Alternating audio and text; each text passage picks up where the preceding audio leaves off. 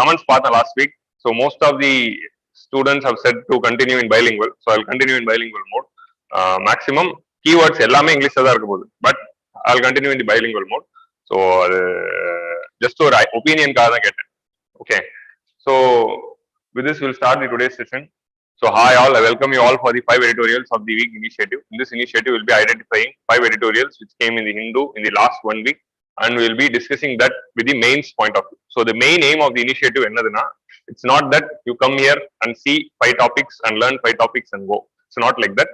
It is you come here and see and learn 5 areas, and you should make sure that whatever points you are learning you are using in the mains answer. So the key takeaway of this initiative is that the things which we are discussing today should come in your mains answers. Okay. If the things which you are discussing in this initiative is not coming in your mains answers, then the initiative is of no use. So that is the message which I wanted to convey. இங்க எழுதுற இன்னைக்கு நம்ம discuss பண்ற point, இதுல இருக்கிற fact, இதுல இருக்கிற ஒரு சில விஷயங்களை நீங்க ஆன்சர்ல யூஸ் பண்ணும்போது தான் இந்த இனிஷியேட்டிவ்க்கு ஒரு சக்சஸ் வருது. ஸோ அதே மாதிரி இந்த இனிஷியேட்டிவ்ல வந்து just if you are listening, it won't be useful. Okay.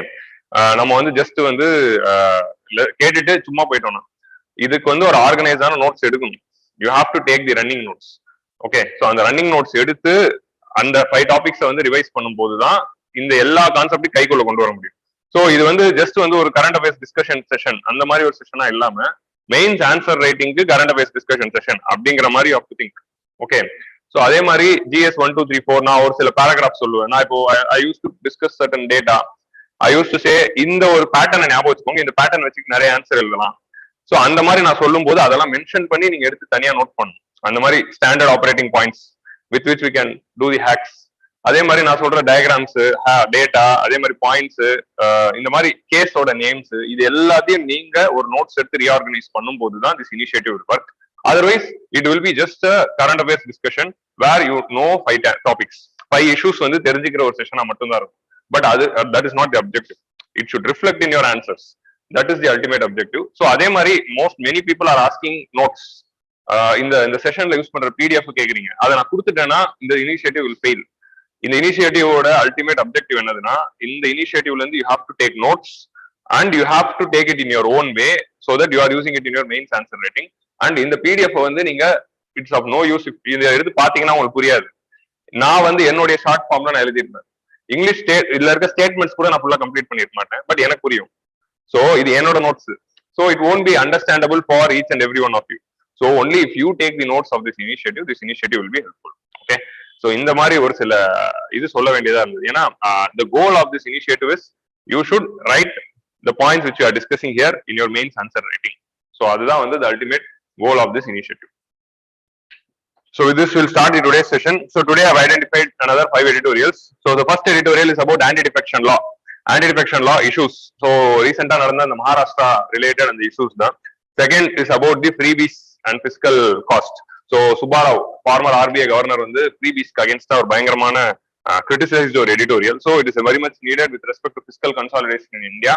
So அதனால வந்து freebies against ஆன fiscal consolidation points we have to note down. Next MSME and global value chain. Again இதுல இருக்கிற பாயிண்ட்ஸ் ஓரளவுக்கு already we would have discussed, but this இது again ஒரு reiteration மாதிரி with few other points. Contractualization of government jobs, இது வந்து is written by Varun Gandhi. So about the how government jobsல வந்து contractualization அதிகமாயிட்டு இருக்கு and அதோடைய problems. And last வந்து it's about the PC Mahalanobis, who is considered to be father of Indian statistics. So அவரை பத்தின ஒரு விஷயம். So personalities is a very important topic. GS1 and GS3 ரெண்டுத்துலயுமே personalities வரும். So GS4லயும் personality வரும், but 4ல வரக்கூடியது பிலாசாபிக்கலா போயிடும். பட் 1 and 3ல வர பர்சனாலிட்டிஸ் ஆர் வெரி இம்பார்ட்டன்ட். ஏன்னா அதை வந்து நம்ம ஆர்கனைஸா படிக்க முடியாது, ஏகப்பட்ட பர்சனாலிட்டி இருக்காங்க. ஸோ இந்த மாதிரி கிடைக்கும் போதெல்லாம் படிச்சு வச்சுக்கணும் அதை.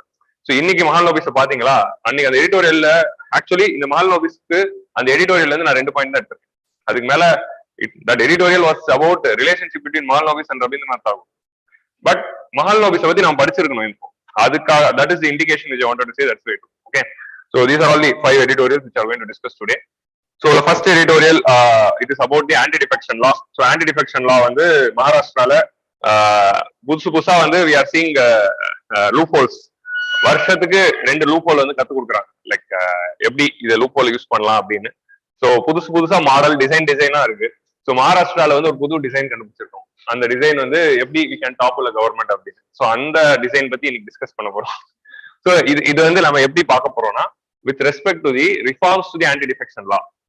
ஸோ கொஸ்டின் எப்படி இருக்கலாம்? So anti defection law, what are all the issues with respect anti defection law and what are all the way forward with respect anti defection லா. இந்த டைமென்ஷன்ல கொஸ்டின் வரும்போது இந்த இஷ்யூல இருந்து 2 பாயிண்ட் தான் எடுக்க போறோம். ஆல்ரெடி ஆன்டி டிஃபெக்ஷன் லா பத்தி we have discussed in editorials. இதுக்கு முன்னாடி வேற ஒரு கவர்மெண்ட் கவுத்தப்போ we were discussing about anti defection law. So இப்போ இன்னொரு கவர்மெண்ட் கொலாப்ஸ் பண்ணும்போது we are discussing again. But ரெண்டுமே வேற கிளாஸ். சோ அந்த ஒரு இன்னோவேட்டிவ்னஸ் வந்து we have to appreciate. Briefly discussing the Maharashtra story. So we are having Shivasena, BJP. So Shivasenaல வந்து Eknath Shinde created a separate faction. So என்கிட்ட ஒரு 50 MLA இருக்காங்க அப்படின்னு. So those people they said that we are having a separate faction. So we are not going to support the chief minister. So chief minister can continue as a chief minister only if the government, only if they are having the confidence of the legislature.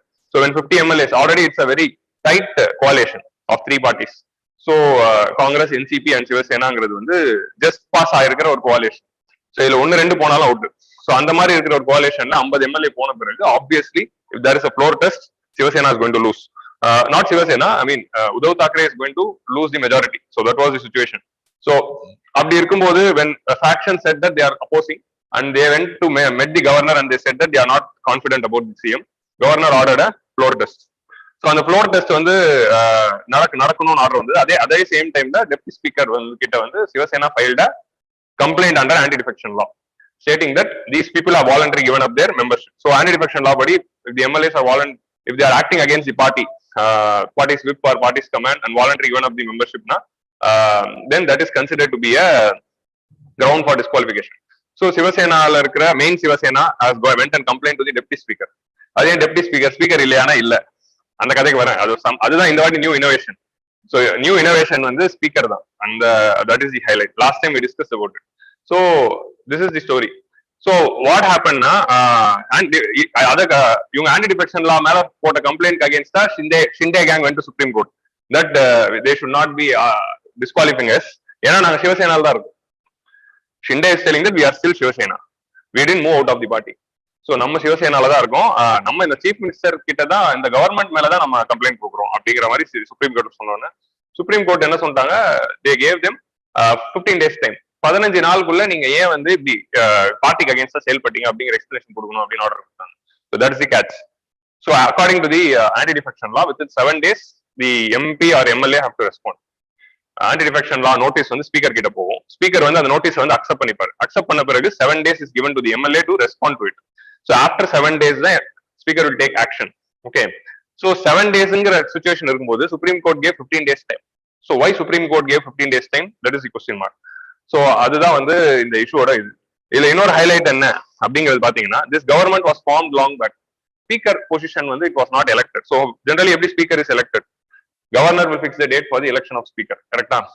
So governor will fix a date for the election of speaker on which the speaker is elected. அப்படிங்கிற இந்த provision வச்சுக்கிட்டு what happened was governor never fixed the date to elect the speaker. உங்களுக்கு புரியுதா? governor never நாங்க தானே fix பண்ணோம். சரி, governor since he didn't fix a date to elect the speaker, no speaker was elected. So why the governor didn't fix a date to elect the speaker? So obvious reasons. ஏன்னா வந்து this is a very delicate coalition. So we are planning to topple it. So நமக்கு அதை topple பண்ணும்போது anti defection லா notice வரும்.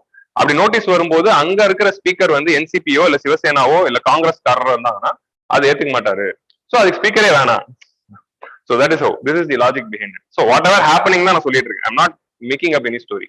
So this is a new innovation. இந்த வாட்டி உங்க கண்டுபிடிச்ச புது இனோவேஷன் என்னதுன்னா, கவர்னர் மூலமா ஸ்பீக்கரே அப்பாயிண்ட் பண்ணாம இருக்கிறது.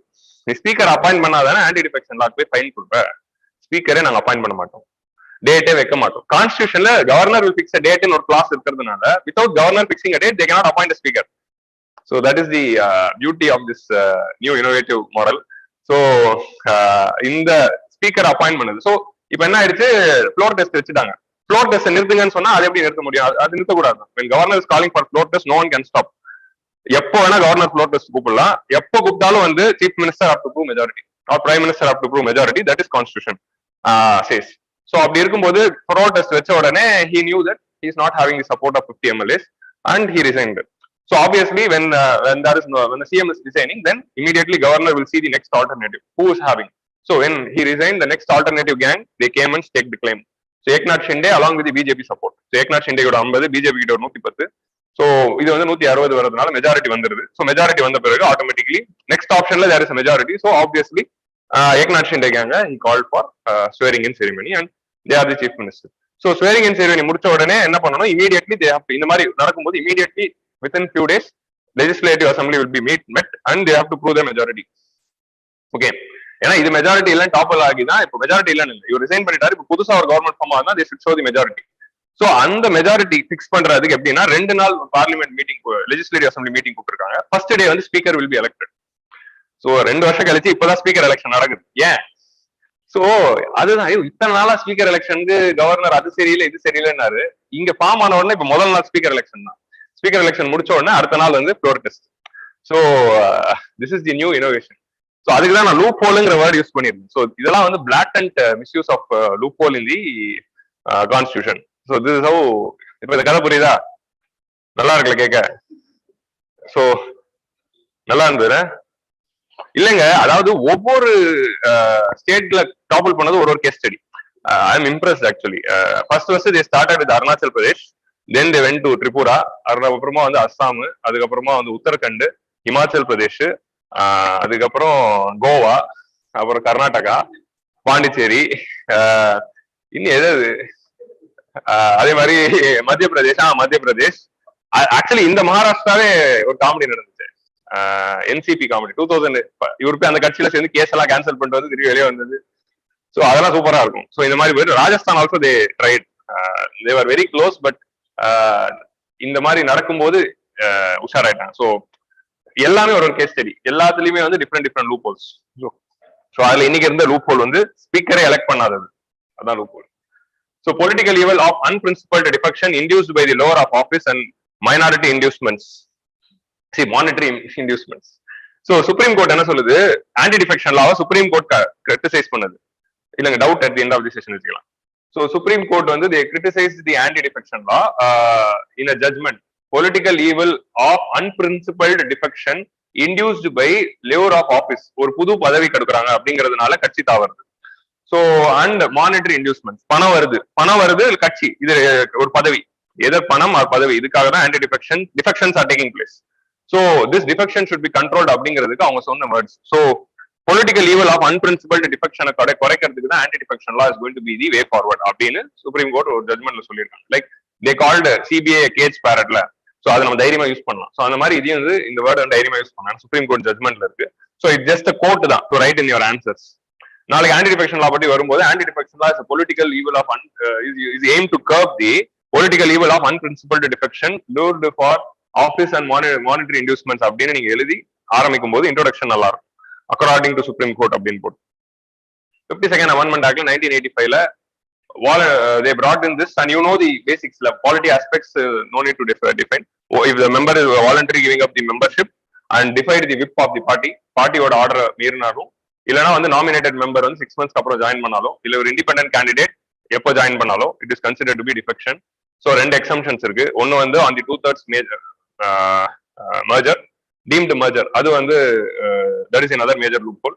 நெக்ஸ்ட் வந்து என்ன ஒரு கண்டிஷன் இருக்குன்னா, if the person is resigning to become speaker ஆன பிறகு அவர் ரிசைன் பண்ணாருன்னா it is not defection. Okay, இந்த 2 எக்ஸப்ஷன்ஸ் இருக்கு. மூணாவது எக்ஸம்ஷன் இருந்தது ஃபார் ஸ்பிளிட். 1/3 மெம்பர் கட்சி வேணான்னு ஸ்பிளிட் பண்ணிட்டு போயிட்டாங்கன்னா that is not defection. But அந்த லூப் ஹோல தான் ஃபர்ஸ்ட் அப்போ யூஸ் பண்ணிட்டு இருந்தாங்க 90s.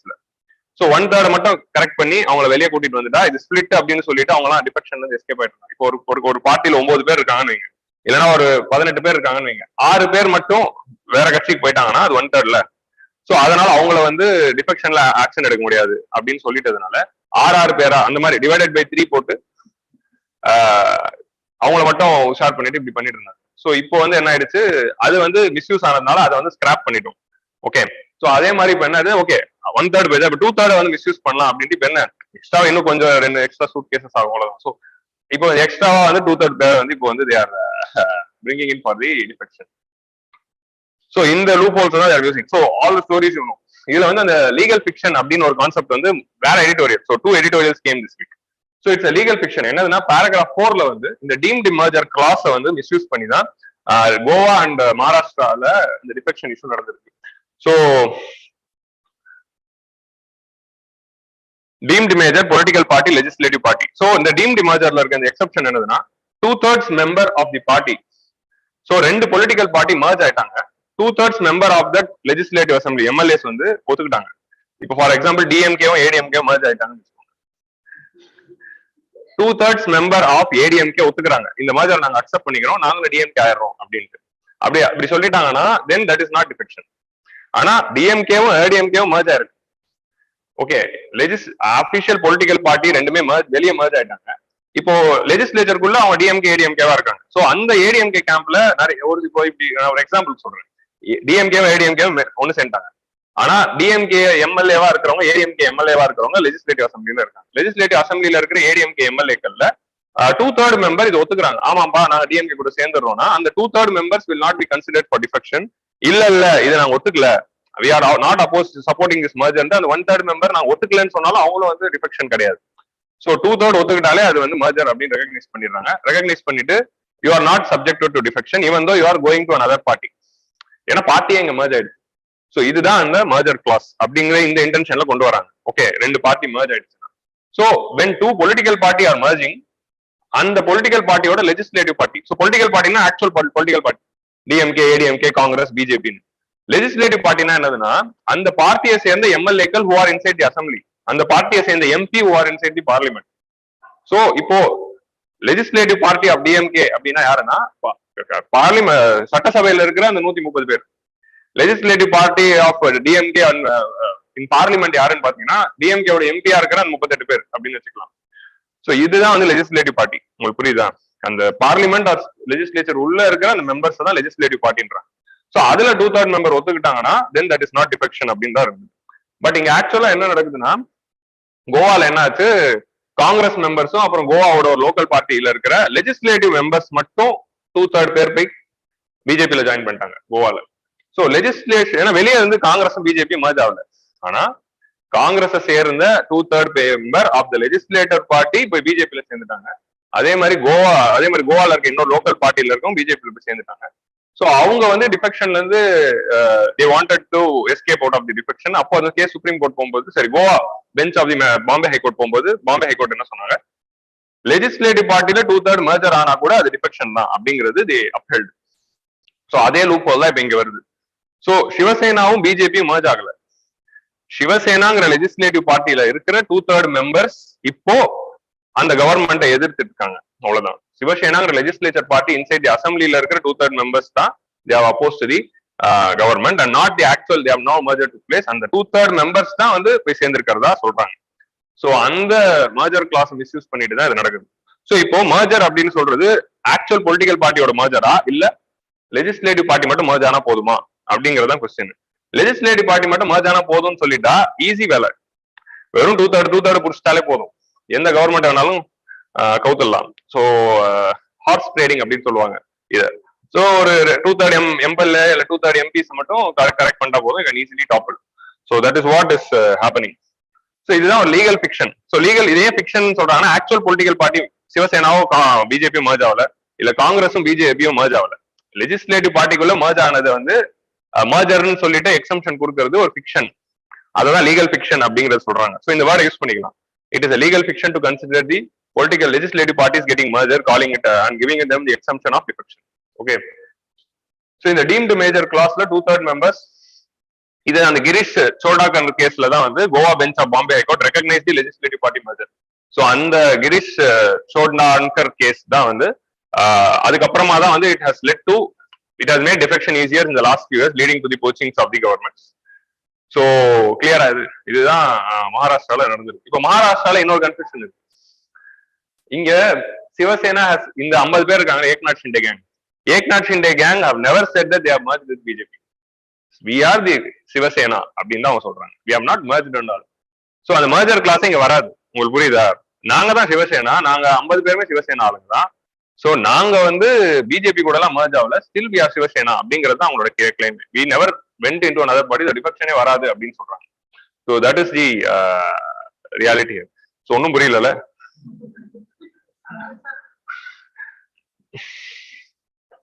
சி கிளியரா புரியுது. ஆனா வந்து வெரி ஸ்மார்ட் மூவ் இது ஆக்சுவலி. ஸோ இதுதான் வந்து லைக் இந்த மாதிரி ஏகப்பட்ட constitutionally intelligent move by using the loopholes வந்து நிறைய நடக்கும். கியோட்டோ ஹோலோவான் கேஸ் ஆஃப் 1993 அந்த கேஸ்ல தான் வந்து ஆன்டி டிஃபெக்ஷன் லா வந்து முன்னாடி எப்படி இருந்ததுன்னா ஆன்டி டிஃபெக்ஷன் லால ஸ்பீக்கர்ஸ் டெசிஷன் இஸ் ஃபைனல் அப்படின்னு இருக்கும். Speaker decision is not final. Still, the decision of speaker can be subjected to judicial review by high courts and supreme courts under Malafites. அப்படின்னு வந்ததுதான் Kyoto ஹோலோவான் case. அதே கேஸ்ல தான் இன்னொன்னு என்ன சொல்றாங்க, court cannot intervene in this anti-defection law process till the speaker has made a decision. ஒரு anti defection பத்தி ஒரு பார்ட்டியோட லீடர் போயிட்டு ஸ்பீக்கர் கிட்ட கம்ப்ளைண்ட் பண்றாரு. ஸ்பீக்கர் அதை பார்த்துட்டு ஆன்டி டிஃபெக்ஷன் லாவா இல்லையான்னு 7 நாள் டைம் கொடுக்குறாரு. அதுக்கப்புறம் ஸ்பீக்கர் வந்து யூ ஆர் டிஸ்குவாலிஃபைட் அப்படின்னு சொன்ன பிறகுதான் அந்த டிஸ்குவாலிஃபைட் மெம்பர் சுப்ரீம் கோர்ட்டுக்கு போக முடியும். So till the speaker has made a decision, so courts cannot come in அப்படிங்கறத இதுல சொல்றாங்க. So judicial review அப்பீல் பண்றாங்கல்ல, எப்போ judicial review வரும்? Till speaker has made a decision. Speaker decision எடுத்தாதான் judicial review. So anti defection லால notice file பண்ணாலே judicial review இல்ல அப்படிங்கிறது தான் ஜுடிஷியல் ரிவ்யூன்னு சொல்ல முடியாது அப்படிங்கறத இந்த கேஸ்ல சொல்லியிருக்காங்க. பட் இங்க மகாராஷ்டிரால என்ன இருக்கு, அந்த ஆன்டி டிஃபெக்ஷன் லா நோட்டீஸ் ஃபைல் ஆன உடனேவே வந்து they have went to the court to stop it. So உடனே கோர்ட் என்ன சொல்லிடுச்சு, 15 நாள் எக்ஸ்டென்ஷன் கொடுத்துருக்கு. சோ ஆன்டி டிஃபெக்ஷன் லால இன்னும் ஸ்பீக்கரே இல்ல, ஃபர்ஸ்ட் அண்ட் டெப்டி ஸ்பீக்கர் தான் முடிவு எடுக்கணும். டெப்டி ஸ்பீக்கர் அப்படிங்கிறவர் அங்க இருக்கும்போது அவர்கிட்ட நோட்டீஸ் போயிருக்கு, அவர் 7 நாள் டைம் கொடுப்பாரு. அதுக்குள்ள சுப்ரீம் கோர்ட் இன்டர்வியூன் ஆயிட்டு எதுக்கு 15 நாள் எக்ஸ்டென்ஷன் கொடுக்கணும்? சோ இது எங்க இருந்து இந்த ஒரு லா வருது அப்படிங்கறதா வந்து இங்க கொஸ்டின். சோ இது நீங்க எங்க எழுதலாம், ஜுடிஷியல் ஓவர் ரீச். ஜுடிஷியல் ஓவர் ரீச்சுக்கு இது எக்ஸாம்பிள். சோ இது கான்ஸ்டிடியூஷனலா கியோட்டோ ஹோலோவான் கேஸோட ஹையர் நம்பர் ஆஃப் பெஞ்ச் இதை முடிவு எடுக்கல ப்ரீவியஸ் ஜட்மெண்ட்டை ஓவர் கம் பண்றதுக்கு. So constitutionally supreme court decision is flat here. உங்களுக்கு புரியுதா? சோ அங்கதான் வந்து இது ஜுடிஷியல் ஓவர் ரீச்க்கு எக்ஸாம்பிள். அதான் வந்து இதை நோட் பண்ண சொன்னேன். So, judicial origin was recently in the Maharashtra anti-defection case. Supreme Court have extended the constitutionally mandated 7 days to 14 days without any legislative backing. So, இவ்வளவுதான் ஆன்சர்ல இல்ல. நீங்க உட்கார்ந்து எக்ஸ்பிளைன் எல்லாம் பண்ண தேவையில்ல. They are taking the MLAs who are the representative of people into a bus. அவங்களை கொண்டு போய் they are putting in the resort and locking.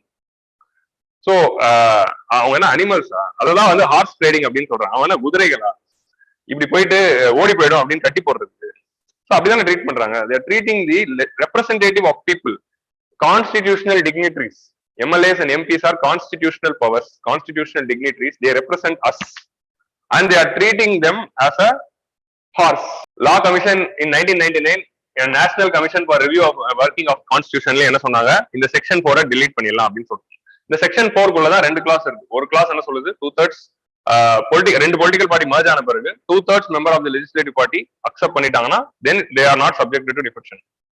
Second clause of section 4 என்ன சொல்லுதுன்னா, லெஜிஸ்லேட்டிவ் பார்ட்டி மெம்பர்ஸ் 2/3 வந்து ஒத்துக்கணும் அப்படிங்கிறது செகண்ட் கிளாஸ்ல சொல்லுது. ஸோ ஃபர்ஸ்ட் கிளாஸ் படிக்காம வெறும் செகண்ட் கிளாஸ் மட்டும் எடுத்து தனியா படிச்சா 2/3 ஆஃப் லெஜிஸ்லேட்டிவ் மெம்பர்ஸ் மட்டும் சேர்ந்துக்கிட்டாலே அது மர்ஜர் தான் அப்படிங்கிற இன்டர்பிரிட்டேஷன் எடுத்துக்கிட்டு Goa bench of Bombay high court அந்த கேஸ்ல அப்படி ஜட்மெண்ட் கொடுத்துருக்காங்க. ஆனா ரெண்டுத்தையும் ஒன்னா தானே படிக்கணும். First sentence and second sentence first வெளியே 2 பொலிட்டிக்கல் பார்ட்டி ஒன்னு சேரணும், அப்புறம் உள்ளுக்குள்ள இருக்க மெம்பர்ஸ் வந்து அக்செப்ட் பண்ணணும். ஃபர்ஸ்ட் சென்டென்ஸ் படிக்காமலே ஒரு 2வது சென்டென்ஸ் மட்டும் வச்சுக்கிட்டு 2 only அப்படின்னு போட்டோம்னா நமக்கு ப்ரிலிம்ஸ்ல மார்க் போயிடல. ஆனா அதே ஜட்ஜ் வந்து அதான் பண்றாரு. சோ அதுதான் இங்க இருக்க பிரச்சனை. So this is the story of the anti defection law. So Rajiv Gandhi is a person who brought this law. But அவர் கொண்டு வரும்போதே வந்து ஸ்பீச் கொடுத்திருக்காரு. எனக்கு தெரியல, நான் நேரே எடிட்டோரியல் படிக்கும் போது அது தெரியுது. அவரே சொல்லியிருக்காரு இந்த லா ஃபுல்லா தப்பு இருக்கு. There are lots of areas in the bill which are grey. There will be shortcomings in this bill. But as we see the shortcomings, we will try to overcome them.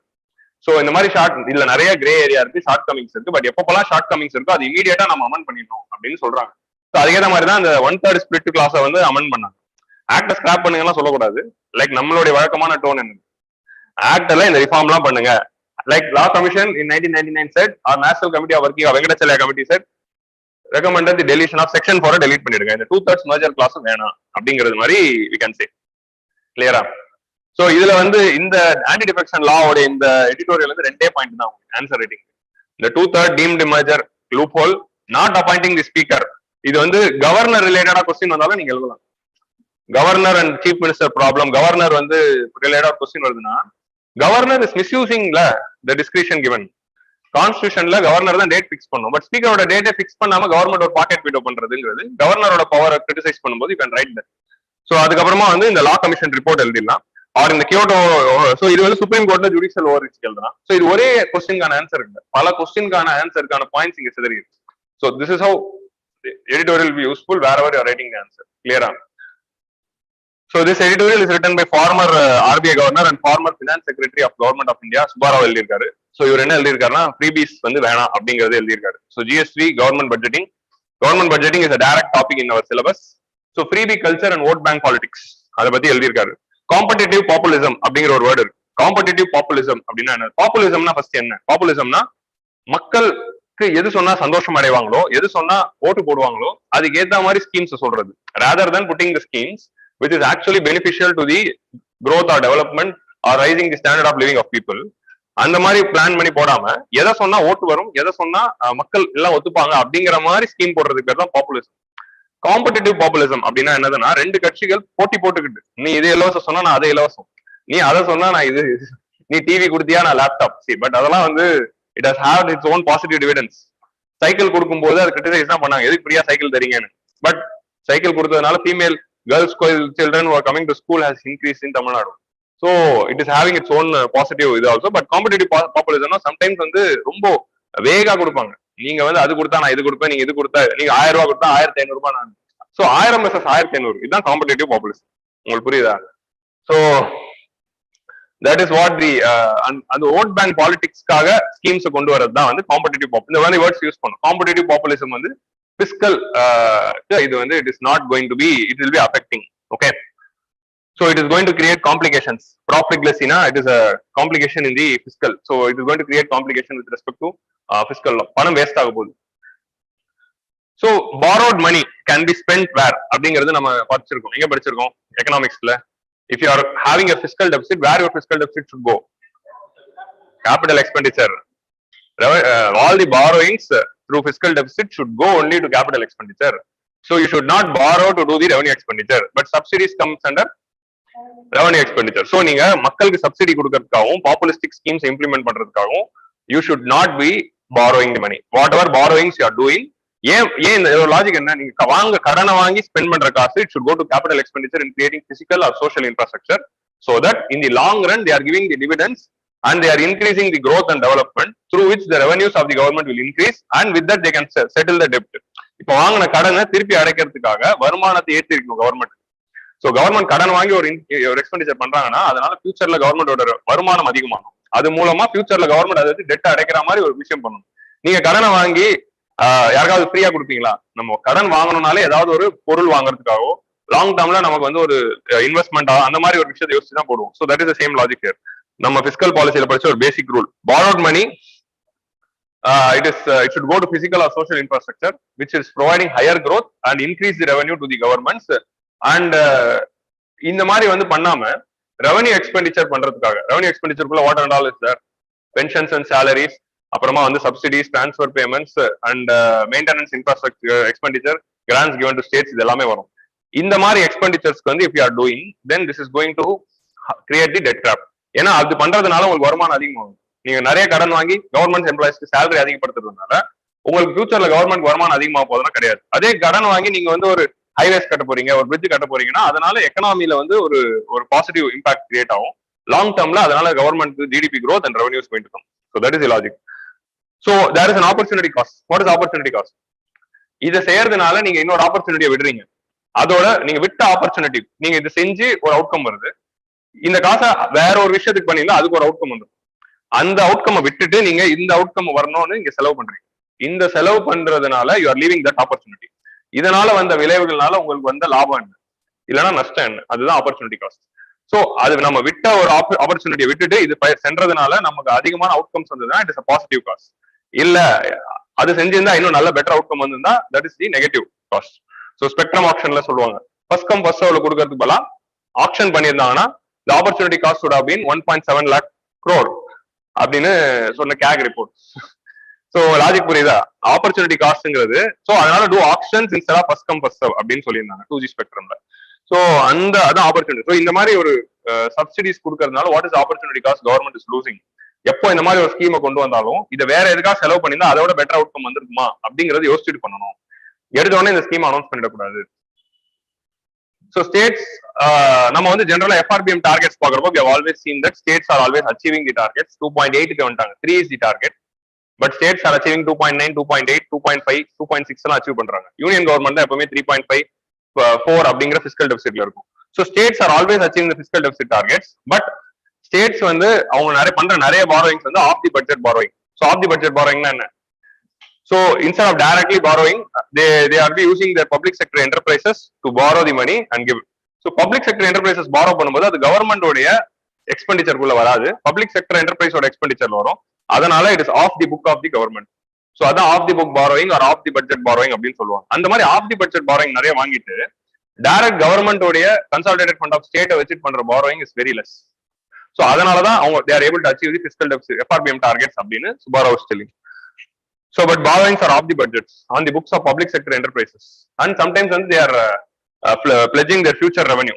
அதாவது future revenue என்னதுன்னா, பொதுவா borrow பண்ணும்போது consolidated fund of India or consolidated fund of India of state, இது ரெண்டுத்தை தான் வந்து ஒரு collateral வச்சுட்டு borrow பண்ணுவோம். See, we are having this much money in consolidated fund of India, this much money in consolidated fund of state. If you are buying the debt, நாங்களா டெப்ட் கட்ட முடியல, இதுல இருக்க காசு உங்களுக்கு கொடுப்போம் அப்படிங்கறத சொல்லி தான் they are borrowing. So இல்லைன்னா வந்து ஃபியூச்சர் ரெவன்யூ, எங்களுக்கு வர ஃபியூச்சர்ல வர இந்த ரெவன்யூ எல்லாமே இந்த டெட் அடைக்கிறதுக்கு நாங்க யூஸ் பண்ணுவோம் அப்படிங்கிற மாதிரி காட்டிட்டு தான் வாங்குறாங்க. ஸோ ஆல்வேஸ் வந்து இப்போ வி ஆர் பாரோயிங்னா ஃபியூச்சர் ரெவன்யூ எல்லாமே அதை அடைக்கிறதுக்காக போகுது கவர்மெண்ட்டுக்கு. ஸோ கவர்மெண்ட் வந்து இப்போ ஃபியூச்சர்ல ஒரு பண்ண வேண்டிய எக்ஸ்பெண்டிச்சர் பண்ண முடியாம போகலாம். ஸோ இந்த மாதிரி ஒரு சில இஷ்யூஸ் வருது. ஸோ இந்த மாதிரி கவர்மெண்ட் வந்து இந்த பாரோயிங்ஸை இந்த மாதிரி சப்சிடிஸ்க்கும் ஃப்ரீபீஸ்க்கும் வித்தவுட் எனி லிமிடேஷன் ஸ்பெண்ட் பண்றாங்க. Sometimes வந்து it might not be rational to spend that much money. Okay, farm loan waiver அப்படிங்கறத லார்ஜ் ஸ்கேல் அனௌன்ஸ் பண்ணுவாங்க. நம்ம முந்தானத்து தான் பார்த்தோம், it is not going to actually benefit all the farmers. But farm loan waiverக்கு வந்து ஒரு 1 லட்சம் கோடி 80,000 crore அப்படிங்கிற மாதிரி ஸ்பெண்ட் பண்ணுவாங்க. ஆர் இப்போ வந்து இந்த ஸ்கீம்ல வந்து ரெகுலேட் இருப்பாரு, எவ்ரி உமன் இந்த house hold will be given 1000 rupees அப்படின்னு ஆம் ஆத்மி பார்ட்டி வந்து பஞ்சாப்ல அனௌன்ஸ் பண்ண பாலிசி வச்சு. ஸோ அதை இம்ப்ளிமெண்ட் பண்றதுனால பாசிட்டிவ் டிவிடன்ஸ் என்ன வருதோ இல்லையோ, but fiscal discipline of Punjab வந்து severely it going to affect because Punjab is already in the debt trap அப்படிங்கறத இவட மென்ஷன். ஸோ இந்த மாதிரி வந்து கவர்மெண்ட் வந்து எக்ஸஸா ஸ்பெண்ட் பண்றத who's going to check? So யார் செக் பண்றா அப்படின்னு பார்த்தா 3 பேர் செக் பண்றாங்க. ஸோ இது வந்து point in the answer writing. So FRBM ரிலேட்டடா இல்ல கவர்மெண்ட் பட்ஜெட்டிங் ரிலேட்டடா ஒரு கொஸ்டின் வரும்போது checks and balances to check whether government is doing a rational expenditure or not அப்படிங்கறத வந்து இருக்கிறதுக்கு யார் இருக்காங்க checks and balance ஆனா ஆப்போசிஷன். ஸோ எதிர்கட்சி தான் கேள்வி கேட்கணும், ஏன் இந்த மாதிரி செலவு செய்றீங்க அப்படின்னு. But or auditing or market, இந்த மூணு பேர் தான் கொஸ்டின் கேட்கணும். ஸோ ஃபர்ஸ்ட் ஆப்போசிஷன் பார்ப்போம். ஆப்போசிஷன் என்ன பண்ணுவாங்க, they are having 2 routes. ஒன்னு வந்து டைரக்டா லெஜிஸ்லேட்டிவ் அசம்பிளில கேள்வி கேட்பாங்க, கவர்மெண்ட் கிரிட்டிசைஸ் பண்ணுவாங்க, கவர்மெண்ட் வார்ன் பண்ணுவாங்க. ஸோ அப்படி ஆப்போசிஷன் வார்ன் பண்ணோன்னா கவர்மெண்ட் கேட்டுட்டு ஓகே சார் நான் பண்ணல அப்படின்னு சொல்லிட்டு அதை வாபஸ் வாங்கிடுவாங்க. ஸோ அந்த மாதிரி ஒரு பிரிட்டன் பார்லிமெண்ட்ல நம்ம இருக்கோமானா கிடையாது. நம்ம இருக்கிறது ஆப்போசிஷனே there is no respect for the opposition. Opposition சொன்னோன்னே அது okay they are venting off அப்படிங்கிற மாதிரி வந்து they are seeing. ஸோ அது ஒன்று. ரெண்டாவது ரூட் த்ரூ விச் ஆப்போசிஷன் வென்ட்ஸ்னா வந்து public accounts committee. Public accounts committee is considered to be that committee which is going to scrutiny the CAG report. But government இந்த வருஷம் பண்ற எக்ஸ்பெண்டிச்சரோட CAG ரிப்போர்ட் அடுத்த வருஷம் தான் வரும். அடுத்த வருஷம் அந்த CAG ரிப்போர்ட்டை பப்ளிக் அக்கௌண்ட்ஸ் கமிட்டி அனலைஸ் பண்ணி சொல்றதுக்கு இன்னொரு வருஷம் ஆயிடும். சோ இந்த வருஷம் இப்போ 2022ல நம்ம பண்ற எக்ஸ்பெண்டிச்சரோடைய பப்ளிக் அக்கௌண்ட்ஸ் கமிட்டி ரிப்போர்ட் வந்து 2024ல வரும். சோ அதனாலதான் அதை போஸ்ட்மார்ட்டம் அப்படின்னு சொல்லுவாங்க. சோ இந்த CAG-ஓட ரிப்போர்ட்டும் பப்ளிக் அக்கௌண்ட்ஸ் கமிட்டியோட கிரிட்டிசிசமும் வரதுக்கே 2 வருஷம் ஆறதுனாலதான் இமீடியட்டா கவர்மெண்ட் வந்து கவர்மெண்ட் அதுக்குள்ள முடிஞ்சே போயிடும், அடுத்த எலெக்ஷன் வந்து வேற கவர்மெண்டே வந்து. சோ அப்படி இருக்கும்போது you are not catching the government accountable through public accounts committee because of CAG oda delayed audit. So CAG oda role is also coming there. CAG is not doing the concurrent audit பண்ணாம they are delaying the auditing. Next, market ratings. So இது ரெண்டுமே என்னன்னா government வந்து எதை வச்சு borrow பண்றாங்க, government security வச்சு borrow பண்றாங்க. So government security இப்போ any market instruments which is there in the investments அதுக்கு வந்து ரேட்டிங் கொடுக்கிறது credit rating agencies. Credit rating agencies வந்து கவர்மெண்ட் செக்யூரிட்டிஸ்க்கோ இல்ல ஸ்டேட் கவர்மெண்டோடைய ஸ்டேட் டெவலப்மெண்ட் லோன்ஸ் அப்படிங்கிற அவங்களோட கவர்மெண்ட் செக்யூரிட்டிஸ்க்கோ எப்பவுமே வந்து நல்ல ரேட்டிங் கொடுக்குறாங்க, ஏன்னா அது கவர்மெண்ட்ங்கிறதுனால. பட் அந்த ஸ்டேட் கவர்மெண்டோட பினான்சஸ் இந்த பேட் சிச்சுவேஷனாலோ இல்ல யூனியன் கவர்மெண்டோட பினான்சஸ் பேட் சிச்சுவேஷனா இருக்கும்போது அதோட ரேட்டிங் அவங்க வந்து சிவியர் ஆக்ஷன் எடுத்து குறைக்கிறாங்களான்னா குறைக்கிறது இல்லை. அதனாலதான் கிரெடிட் ரேட்டிங் ஏஜென்சிஸ் மேலேயே வந்து ஒரு கொஸ்டின் இருக்கு. ஸோ எப்பவுமே கவர்மெண்ட் செக்யூரிட்டிஸ் ஆர் பெஸ்ட் அப்படின்னு சொல்றாங்க. எல்லா கவர்மெண்டோட கவர்மெண்ட் செக்யூரிட்டி பெஸ்டா கிடையாது. ஒரு கவர்மெண்ட்டுக்கும் அவங்க பிஸ்கல் டிசிப்ளின் ஏத்த மாதிரி கவர்மெண்ட் செக்யூரிட்டிஸ்க்கு ரேட்டிங் கொடுங்க. ஜஸ்ட் லைக் தட் கவர்மெண்ட் செக்யூரிட்டினாலே பெஸ்ட் அப்படிங்கிற மாதிரி இருக்கிறதுனாலதான் எப்போ வேணாலும் அதை ரிலீஸ் பண்ணி காசு வாங்கிக்கலாம் அப்படிங்கிற மாதிரி சுச்சுவேஷன் இருக்கு. So market ratings are also not doing that job. So 3 checks and பேலன்ஸும் போயிடுச்சு அப்படிங்கறத மீன் பண்றாரு. ஸோ இந்த பாயிண்ட் தான் ஆன்சர் ரைட்டிங் ரொம்ப முக்கியம் இந்த கொஸ்டின்ல. ஏன்னா இந்த ஸ்டேட் எஃப்ஆர்பிஎம் டார்கெட்ஸும் முக்கியம் தான். இது முதல் பாயிண்ட் உங்களுக்கு ஆல்ரெடி தெரியும். இந்த 3வது பாயிண்ட் தான் வந்து ஆன்சர் ரைட்டிங்ல checks and balances for the fiscal consolidation. Government பட்ஜெட்டிங்ல டைரக்டா how you can reduce the fiscal deficit or fiscal consolidation க்கு எழுதக்கூடிய பாயிண்ட்ஸ். ஓகே, 3த்துலயும் இருக்க ப்ராப்ளம்ஸ் மென்ஷன் பண்றோம். ஸோ இந்த ஒரு பாயிண்ட்காக தான் I took this editorial. So all the other reforms வந்து we have already discussed. So FRBM வந்து அமெண்ட் பண்ணுங்க. எஃப்ஆர்பிஎம் அமெண்ட் பண்ணி என்ன ரிஃபார்ம் சொல்றாருன்னா, இதை கேட்டுட்டு என்கேசிங் கோவலே 2017 நான் சொன்னதே நான் பண்ணல, இது நீ சொன்னதை பண்ணிடுவாங்களா அப்படிங்கிற மாதிரி என்கேசிங் சொல்லிட்டு இருப்பாரு. ஸோ எஃப்ஆர்பிஎம் அமெண்ட் பண்ணி என்ன சொல்றாரு, complete disclosure of borrowings and liabilities கொண்டு வாங்கன்றாரு. ஸோ வாட் இஸ் கம்ப்ளீட் டிஸ்க்ளோஷர்னா, வெறும் ஆன் தி பட்ஜெட் பாரோயிங்ஸ் மட்டும் இல்லாம ஆஃப் தி பட்ஜெட் பாரோயிங்ஸ், இந்த மாதிரி பிஎஸ்யூஸ் மூலமா பண்ற பாரோயிங்ஸையும் கவர்மெண்ட் வந்து ரிப்போர்ட் பண்ணணும். ரிப்போர்ட் பண்ணி நான் எவ்வளவு பாரோ பண்ணிருக்கோம், டோட்டல் ஆக்சுவல் பாரோயிங் நம்பர் கொடுக்கணும். ஸோ ஆல்ரெடி பட்ஜெட் டெபிசிட் சரி இல்லைங்கிறதுனால பிஸ்கல் டெபிசிட்னு கொண்டு வந்தாங்க. பிஸ்கல் டெபிசிட் அதிகமாயிடக்கூடாதுங்கிறதுனால ஆஃப் தி பட்ஜெட்டிங் போயிருக்காங்க. இப்போ அந்த ஆஃப் தி பட்ஜெட்டிங் வச்சு ஒரு புது இண்டிகேட்டர் கொண்டு வருவாங்க, மேபி கொண்டு வரலாம். ஸோ அது நமக்கு வந்து ஒரு பிலிம்ஸ் கான்செப்டா வரலாம். அதை வந்து கொஸ்டினா கூட கேட்கலாம் ஃபியூச்சர்ல. இப்போ இந்த வாட்டி வந்து refined core inflation or effective revenue deficit, effective capital expenditure அப்படின்னு 3 புது டெர்மினாலஜி இருக்கு. அந்த மாதிரி இன்னொரு டெர்மினாலஜி வரலாம், எஃபெக்டிவ் பிஸ்கல் டெபிசிட் அப்படின்னு. ஸோ இதை நோட் பண்ணிக்கலாம். Maybe we have to government should bring in a new indicator called effective fiscal deficit, okay, which is incorporating the off the budget borrowings of the governments அப்படிங்கறது இப்போ நம்ம இந்த ஸ்பாட்ல கண்டுபிடிச்ச ஒரு புது ரிஃபார்ம். ஓகே, இதை நம்ம அமல்படுத்துறோம். ஆன்சர்ல நம்ம எழுதுறோம், நடக்குதோ இல்லையோ எழுதுறோம், கேட்க நல்லா இருக்கு. எக்கனாமிக் சர்வே நடத்தி நம்மளும் அப்படியே யோசிக்க ஆரம்பிச்சிட்டோம். Centre should impose the conditional borrowing norms on the states. இதைத்தான் உங்களுக்கு யூனியன் கவர்மெண்ட் இந்த வாட்டி பண்ணாங்க. சோ பாரோயிங்ஸ் வந்து ஸ்டேட் கவர்மெண்ட் பண்ணும்போது they have to get the consent of the central government அப்படின்னு இருக்கிறது எந்த article? which article of the constitution regulates the borrowings of the state governments? so 293. So உங்கள்ட்ட கேட்டுட்டு அப்புறம் அப்படி இன்டராக்டிவா காட்டலாம் அப்படிங்கிறது. Okay, so article 293 of the constitution regulates the borrowings of the 292 union government, 293 வந்து state governments உடைய borrowings. இந்த number தான் ரொம்ப முக்கியம். fiscal consolidation டாபிக் படிக்கிறப்போ இந்த 292 93 ஞாபகம். ஓகே, சோ 293ல வந்து சென்டர் கிட்ட கன்சென்ட் வாங்கிட்டு தான் borrowing norms வந்து சென்டர் தான் ஃபிக்ஸ் பண்ணும். 3% of the GDP தான் borrow பண்ணணும் அப்படிங்கிறது. ஸ்டேட் ஜிடிஎஸ்பிங்கிறது ஓல்டர் நார்ம்ஸ். பேண்டமிக்காக 5% ஆகுறாங்க. அதுதான் குரூப் 2 கொஸ்டினா கூட வந்தது, எவ்வளவு வந்து borrowing norms ஏத்திருக்காங்க. சோ இப்போ 5% இருக்கு, பட் இப்போ it will revert back to 3. So அந்த மாதிரி வந்து borrowing norms செட் பண்றது, borrowings எக்ஸ்டெண்ட் பண்றது, இது எல்லாத்துலயுமே வந்து கண்டிஷனாலிட்டி யூனியன் கவர்மெண்ட் ஃபிக்ஸ் பண்ணணும். இந்த மாதிரி ஸ்டேட் கவர்மெண்ட் ஃப்ரீபி கல்ச்சர்ஸ் ஏதாவது பண்றாங்க, அன்வான்டட் எக்ஸ்பெண்டிச்சர் ஏதாவது பண்றாங்கன்னா அந்தந்த state government borrowing norms control பண்ணணும். ஏன்னா யூனியன் கவர்மெண்ட் கான்ஸ்டிடியூஷன்ல அதுக்கான பவர் இருக்கு, அந்த பவரை கவர்மெண்ட் யூஸ் பண்ணணும். சோ அதை யூஸ் பண்ணணும். பட் அந்த பவரை யூஸ் பண்ணும்போது என்னவா இருக்கும்? Transparent and objective criteria. ஏன்னா இந்த பவரை யூஸ் பண்ணும்போது automatically there will be criticism that opposition பார்ட்டினால பண்றாங்க, or state government federal power போயிடுது அப்படிங்கிற கிரிட்டிசிசம் வரும். சோ அது வராம இருக்கணும்னா எப்படி நம்ம யூஸ் பண்ணணும்? Transparent criteria, objective criteria. நீ இந்த மாதிரி உன்னோட பிஸ்கல் டிசிப்ளின் போச்சுன்னா நான் இப்படிலாம் I'll fit the conditions அப்படின்னே ஒரு கைட்லைன்ஸ் விட்டுட்டு, இதனாலதான் நான் வந்து இந்த ஸ்டேட்டுக்கு borrowing norms கண்ட்ரோல் பண்ணிருக்கேன் அப்படின்னு டிரான்ஸ்பரண்டா கவர்மெண்ட் பண்ணணும். ராதர் தென் ரேண்டமா வந்து இந்த ஸ்டேட்டுக்கு மட்டும் நான் ஃபிக்ஸ் பண்றேன் அப்படிங்கிற மாதிரி இல்லாம டிரான்ஸ்பரண்ட் கிரைடீரியால பண்ணணும். ஏன்னா it will lead to the criteria. and கடைசியா அப்படி எந்த ஸ்டேட் கவர்மெண்ட் பேச்சே கேட்கலன்னா பினான்சியல் எமர்ஜென்சி இன்வோக் பண்ணி ஸ்டேட் கவர்மெண்டோட பட்ஜெட்டை கண்ட்ரோல் பண்ணுங்க அப்படின்னு சொல்றாரு. இது வந்து லாஸ்ட் ரிசார்ட்டா யூஸ் பண்ணுங்க. கண்டினியூஸா பிஸ்கல் இர்ரெஸ்பான்சிபிலிட்டி இருந்ததுன்னா டென்ஷன் ஆயிட்டாரு. இதான் நான் சொன்னேன், டென்ஷன் ஒரு லெவலுக்கு மெசேஜ் நம்மளும் எழுதலாம்.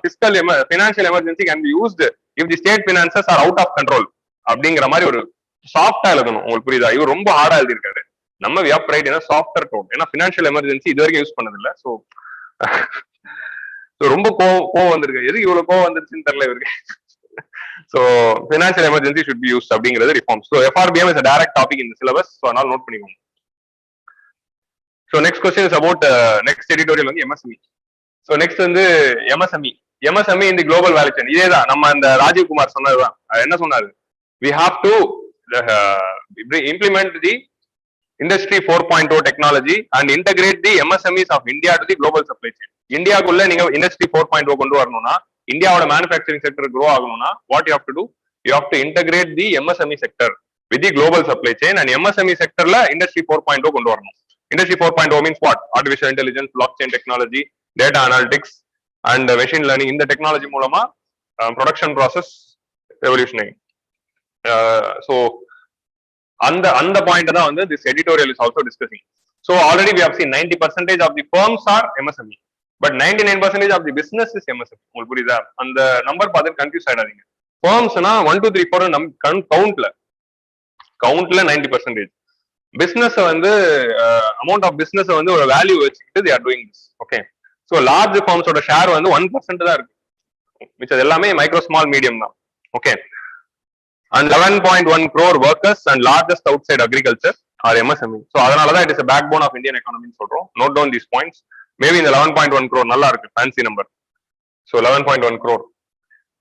So இப்போ MSME ல இருக்க பிரச்சனைகள் என்னென்ன அப்படிங்கறத இந்த ரெண்டாவது பாயிண்ட் சொல்லுது. What are all the current issues? ஒன்னு வந்து already we know GST and demonetization. அது டிஃபால்ட்டா எழுதிடுவோம். MSME பிரச்சனைனாலே cash trapped MSME because of untimely implementation of demonetization and unplanned implementation of GST. So அந்த மாதிரி வந்து you have to write. So next வந்து disruption due to pandemic, Ukraine war, supply shock and climate change. இது மூணு தான் வந்து major issue. So climate change வரதுனால entire production chain everything is going to be affected. So இதை நான் explain பண்ணணும் இல்லை. அதே மாதிரி what are all the opportunities? இந்தியாவில் we are having the demographic dividend and there is a need for job creation. Okay, so at the highest level. So இந்த மாதிரி ஒரு சைட்ல இருக்கு, 3 challenges இருக்கு, 2 opportunity இருக்கு. ஸோ இந்த சேலஞ்சஸை மேனேஜ் பண்ணணும், at the same time demographic டிவிடெண்ட்ல ஜாபும் கிரியேட் பண்ணணும். So that is the current issue with the MSME is facing. So இதை தாண்டி MSME ஃபேஸ் பண்ற இஷ்யூ என்ன அப்படின்னு பாத்தீங்கன்னா இன்ஃபார்மல் லேபர். மேக்ஸிமம் லேபர் இந்த MSME is informal labour, they are not formal labour. So அதனால அவங்களுக்கு இந்த CL leave, casual leave, social security எதுவுமே இல்லை, PF இல்ல, பென்ஷன் ஃபண்ட்ஸ் இல்ல, இன்சூரன்ஸ் இல்ல. Environment and labour law compliance is not happening. Environmental compliance MSME follow பண்றது இல்ல. கண்டினியூஸ் அவங்க என்ன பொல்யூஷன் எல்லாம் மெஷர் பண்ண போறாங்களா? ஒரு ஆர்கனைஸ் இண்டஸ்ட்ரினா அது பண்ண போறாங்க. இப்போ வந்து ஒரு லேஸ் கம்பெனினா அவங்களோட பேக்கேஜிங் எல்லாமே வந்து it should be they will be checking. நார்மலா பொட்டேட்டோ சிப்ஸ்ல அந்த ஹைஜீன் விஷயங்கள்லாம் அவங்க செக் பண்ணிட்டு பண்றாங்களான்னா கிடையாது. So they are not complying with the environmental law and labour laws. So ஒரு ஆர்கனைஸ்ட் கம்பெனினா 8 மணி நேரம் தான் வேலை, அன்ஆர்கனைஸ்ட் கம்பெனினா no labour laws will be followed.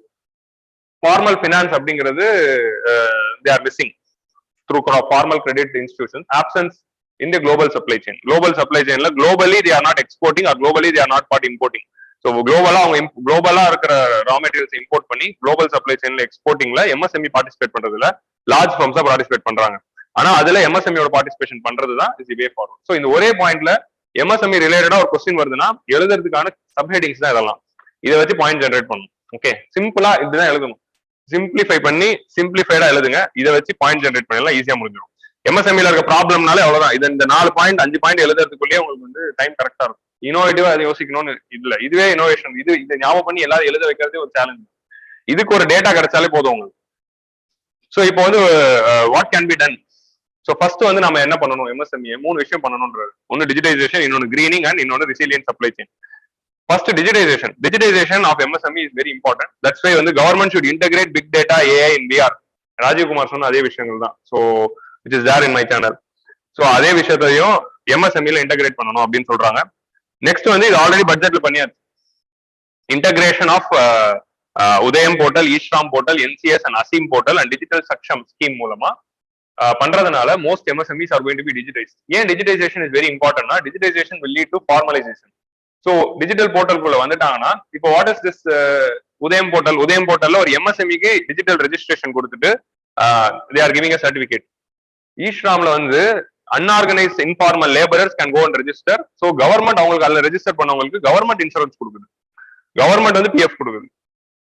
NCSல போய் ரெஜிஸ்டர் பண்ணா it is job searching portal. அசீம்ல ரெஜிஸ்டர் பண்ணா it is skill searching portal, skill டெவலப்மெண்ட்காக. ஸோ இது எல்லாத்தையும் ஒன்னா லிங்க் பண்றதுனால MSME sector is going to be digitising in to be higher level அப்படிங்கிறது சொல்றாங்க. So this is a promising future. So இதை வந்து ஒழுங்கா இம்ப்ளிமெண்ட் பண்ணணும். ஒன்னு பிரிங்கிங் இண்டஸ்ட்ரி 4.0, இன்னொன்னு integration of all this portal should be successfully done. இது announce பண்ணிருக்காங்க, இதை சக்சஸ்ஃபுல்லா பண்ணணும் அப்படிங்கிறது சொல்யூஷன். உங்களுக்கு புரியுதா? நெக்ஸ்ட் கிரீனிங் ஆஃப் MSME அப்படின்னா என்னதுன்னா ரெடியூசிங் தி EINCF அப்படின்னா என்ன? இது என்னோட இடம் பத்தலன்ட்டு நான் EINCF போட்டேன். Environment impact and carbon food print. புரியுதா? ஒரு எம்எஸ்எம்இ செக்டர்ல இப்போ அடுத்து நமக்கு என்ன தேவை? முதல்ல பண்றது எம்எஸ்எம்இ க்ரோ பண்ணணும். ஆனா அந்த க்ரோத் வந்து சஸ்டைனபிளா இருக்கும். So it should not be at the cost of environment. So implement பண்ணும்போது எஸ்டிஜியோட இம்ப்ளிமெண்ட் பண்ணும். So when you are implementing MSME, when you are growing MSME, that MSME should grow with Industry 4.0. At the same time, it should be reducing its environment impact and carbon footprint. Entrepreneurship research to promote circular and low carbon economy. So we have to focus on the entrepreneurship development and research. So என்னென்ன entrepreneurship focus பண்ணோம்னா, those entrepreneurship which are developing new technology for circular economy and those research which is supporting the circular economy and low carbon economy. அந்த மாதிரி இருக்கிற MSME government support பண்ணணும். அதே மாதிரி circular எக்கானமினா புரியுதுல, reusing the products and recycling of the products, energy எஃபிஷியன்சியை implement பண்ற மாதிரி விஷயங்கள் எம்எஸ்எம்இ இப்போ எலக்ட்ரிசிட்டி யூஸ் பண்றாங்கன்னா அது எஃபிஷியன்டா யூஸ் பண்ணணும். எம்எஸ்எம்இ வந்து இப்போ வந்து ஒரு க்ரூட் ஆயில் சரி பெட்ரோலியம் ப்ராடக்ட்ஸ் யூஸ் பண்றாங்கன்னா அது எஃபிஷியன்டா யூஸ் பண்ணணும். ஸோ கம்மி எலக்ட்ரிசிட்டி யூஸ் பண்ணி அதிக அவுட்புட் கொடுக்கும். ஸோ அதான் energy efficiency. So United Nations Industrial Development Organization. So Vienna இருக்கிற ஒரு UN organization which focuses on industrial development of nations.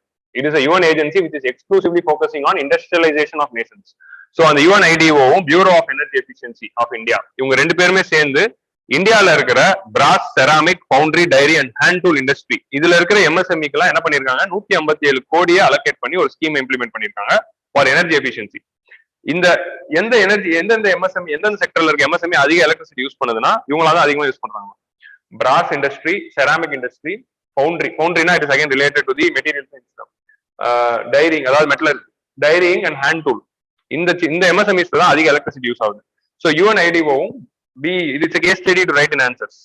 இவங்க ரெண்டு பேருமே சேர்ந்து 157 crore is tough to remember, just remember this.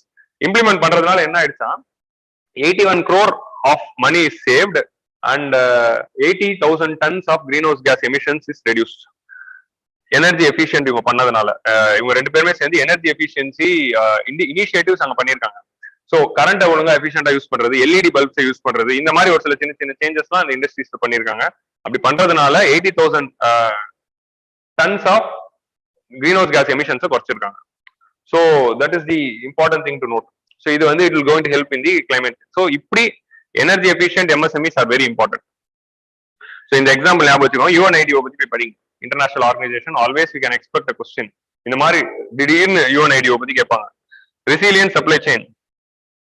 So resilient supply chain அப்படின்னா என்னதுன்னா, supply chain அப்படின்னா என்னன்னு நம்ம பார்த்தோம். ப்ரொடக்ஷன் ஏரியால இருந்து கன்சம்ஷன் வரைக்கும் போகக்கூடிய அந்த லிங்க் தான் சப்ளை செயின். அந்த சப்ளை செயின்ல ஏதாவது ஒரு இடத்துல நம்மளோட எம்எஸ்எம்இ இருக்கணும். லைக் ஒரு இடத்துல வந்து எம்எஸ்எம்இ எல்லா ரா மெட்டீரியல்ஸையும் வாங்கி அசம்பிள் பண்ணி ஃபைனல் ப்ராடக்ட் கொடுக்குற இடத்துல இருக்கணும். இல்ல பேக்கேஜிங் எம்எஸ்எம்இயா இருக்கணும். வர ப்ராடக்ட்டை பேக் பண்ணி விற்கிற ஒரு எம்எஸ்எம்இயா இருந்துச்சுன்னா அது அந்த சப்ளை செயின்ல ஒரு பார்ட். மொபைல் பேக்கேஜிங் கம்பெனி அப்படிங்கிற ஒரு எம்எஸ்எம்இ இருக்குன்னு வச்சுக்கோங்க. அவங்களோட ரோல் என்ன, சாம்சங்கா இருக்கட்டும், ஆப்பிளா இருக்கட்டும், யாரா இருந்தாலும் இவங்க தான் மொபைல் பேக்கேஜஸ் கொடுக்க போறாங்க, அந்த டப்பாவை கொடுக்க போறாங்க. சோ இப்படி ஏதோ ஒரு சப்ளை செயின்ல ஒரு ரோல்ல வந்து எம்எஸ்எம்இ இருக்கணும். அப்படி பண்றது இட்ஸ் வெரி இம்பார்ட்டன்ட். சோ அந்த சப்ளை செயின்குள்ள வர்றது it should be resilient. So resilient supply chain எப்போ ஆகும்? இப்போ ஃபார் எக்ஸாம்பிள் அந்த சப்ளை செயின்ல யார் மேஜர் ரோல் பிளே பண்றா வேர்ல்டோட குளோபல் சப்ளை செயின்ல which country is playing the major role in the supply chain? China. Obviously China. China வந்து நான் எக்ஸ்போர்ட் பண்ண மாட்டேன் அப்படின்னு சொல்லிடுச்சுன்னா என்ன ஆகும்? World economy will collapse. Of course Chinese economy collapse ஆகும். ஆனா வேர்ல்டுல இருக்கிற சப்ளை செயினே காலி. இப்போ பேண்டமிக்ல தான் நடந்துச்சு. பேண்டமிக்ல சைனால இருந்து எக்ஸ்போர்ட்ஸ் வராததுனால மற்ற வேர்ல்டுல இருக்கிற எல்லா இண்டஸ்ட்ரீஸ்லயுமே மேனுஃபேக்சரிங் அஃபெக்ட் ஆச்சு. லைக் இந்தியால பார்மாசூட்டிக்கல் அஃபெக்ட் ஆச்சு, சிலிகான் செமிகண்டக்டர் ஷார்டேஜ் வந்து குளோபல் லெவல்ல வந்தது, எலக்ட்ரானிக்ஸ் ஷார்டேஜ் வந்து குளோபல் லெவல்ல வந்து நிறைய இடத்துல ஷார்டேஜஸ் வந்துச்சு. ஸோ அது எல்லாத்துக்கும் காரணம் Chinese economy was close because of pandemic. So resilient supply chain என்னதுன்னா, இந்த மாதிரி ஒரு நாடை நம்பி குளோபல் சப்ளை செயின் இருக்கக்கூடாது, டைவர்சிஃபை பண்ணணும்.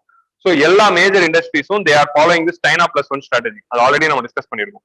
சைனாவையும் தாண்டி வேற நாடுகள்லயும் நம்ம வந்து சப்ளை செயினுக்கு அது ஆல்டர்னேட்டிவ் வச்சிருக்கணும். ஸோ அந்த ஏரியா வந்து இந்தியா ஃபில் அப் பண்ணணும். China +1ல Vietnam is raising ahead of India and Philippines to certain extent is raising ahead to catch that China +1. இப்ப ஆப்பிள் வந்து அவங்களோட லொகேஷன் அங்க இருக்குன்னா அதோட ஆல்டர்னேட்டிவா சைனாக்கு ஆல்டர்னேட்டிவா ஒன்று வேணும்னு அவங்க யோசிக்கும் போது அங்க இந்தியா போய் பிடிக்கணும். சோ அங்க இந்தியா பிடிக்காம அது வியட்நாமுக்கு போயிடக்கூடாது. So that is what the thing. அப்பதான் வந்து ரெசிலியன்ட் சப்ளை செயினா இருக்கும். We should not, instead of depending on one nation, we should be dependent on global supply chain should have alternatives. அப்பதான் அது ரெசிலியன்ட் சப்ளை செயின். இந்த resilient supply chains initiative அப்படின்னே ஒரு initiative ஆரம்பிச்சாங்க. யாரு? 4 கண்ட்ரி சேர்ந்து குவாட்ல ஆரம்பிச்சாங்க. குவாட்ல வந்து ஸ்குவாட் கண்ட்ரிஸ் இதுக்கு ஒரு இனிஷியேட்டிவ் ஆரம்பிச்சாங்க. So This is the thing. So இதான் வே ஃபார்வர்ட். இந்த வேர்ட்ஸ் இதான் அந்த ஹேக் வேர்ட்ஸ் நான் சொல்றேன்ல. Product formalization of MSME, increasing the productivity of MSME, compliance to the regulation and laws,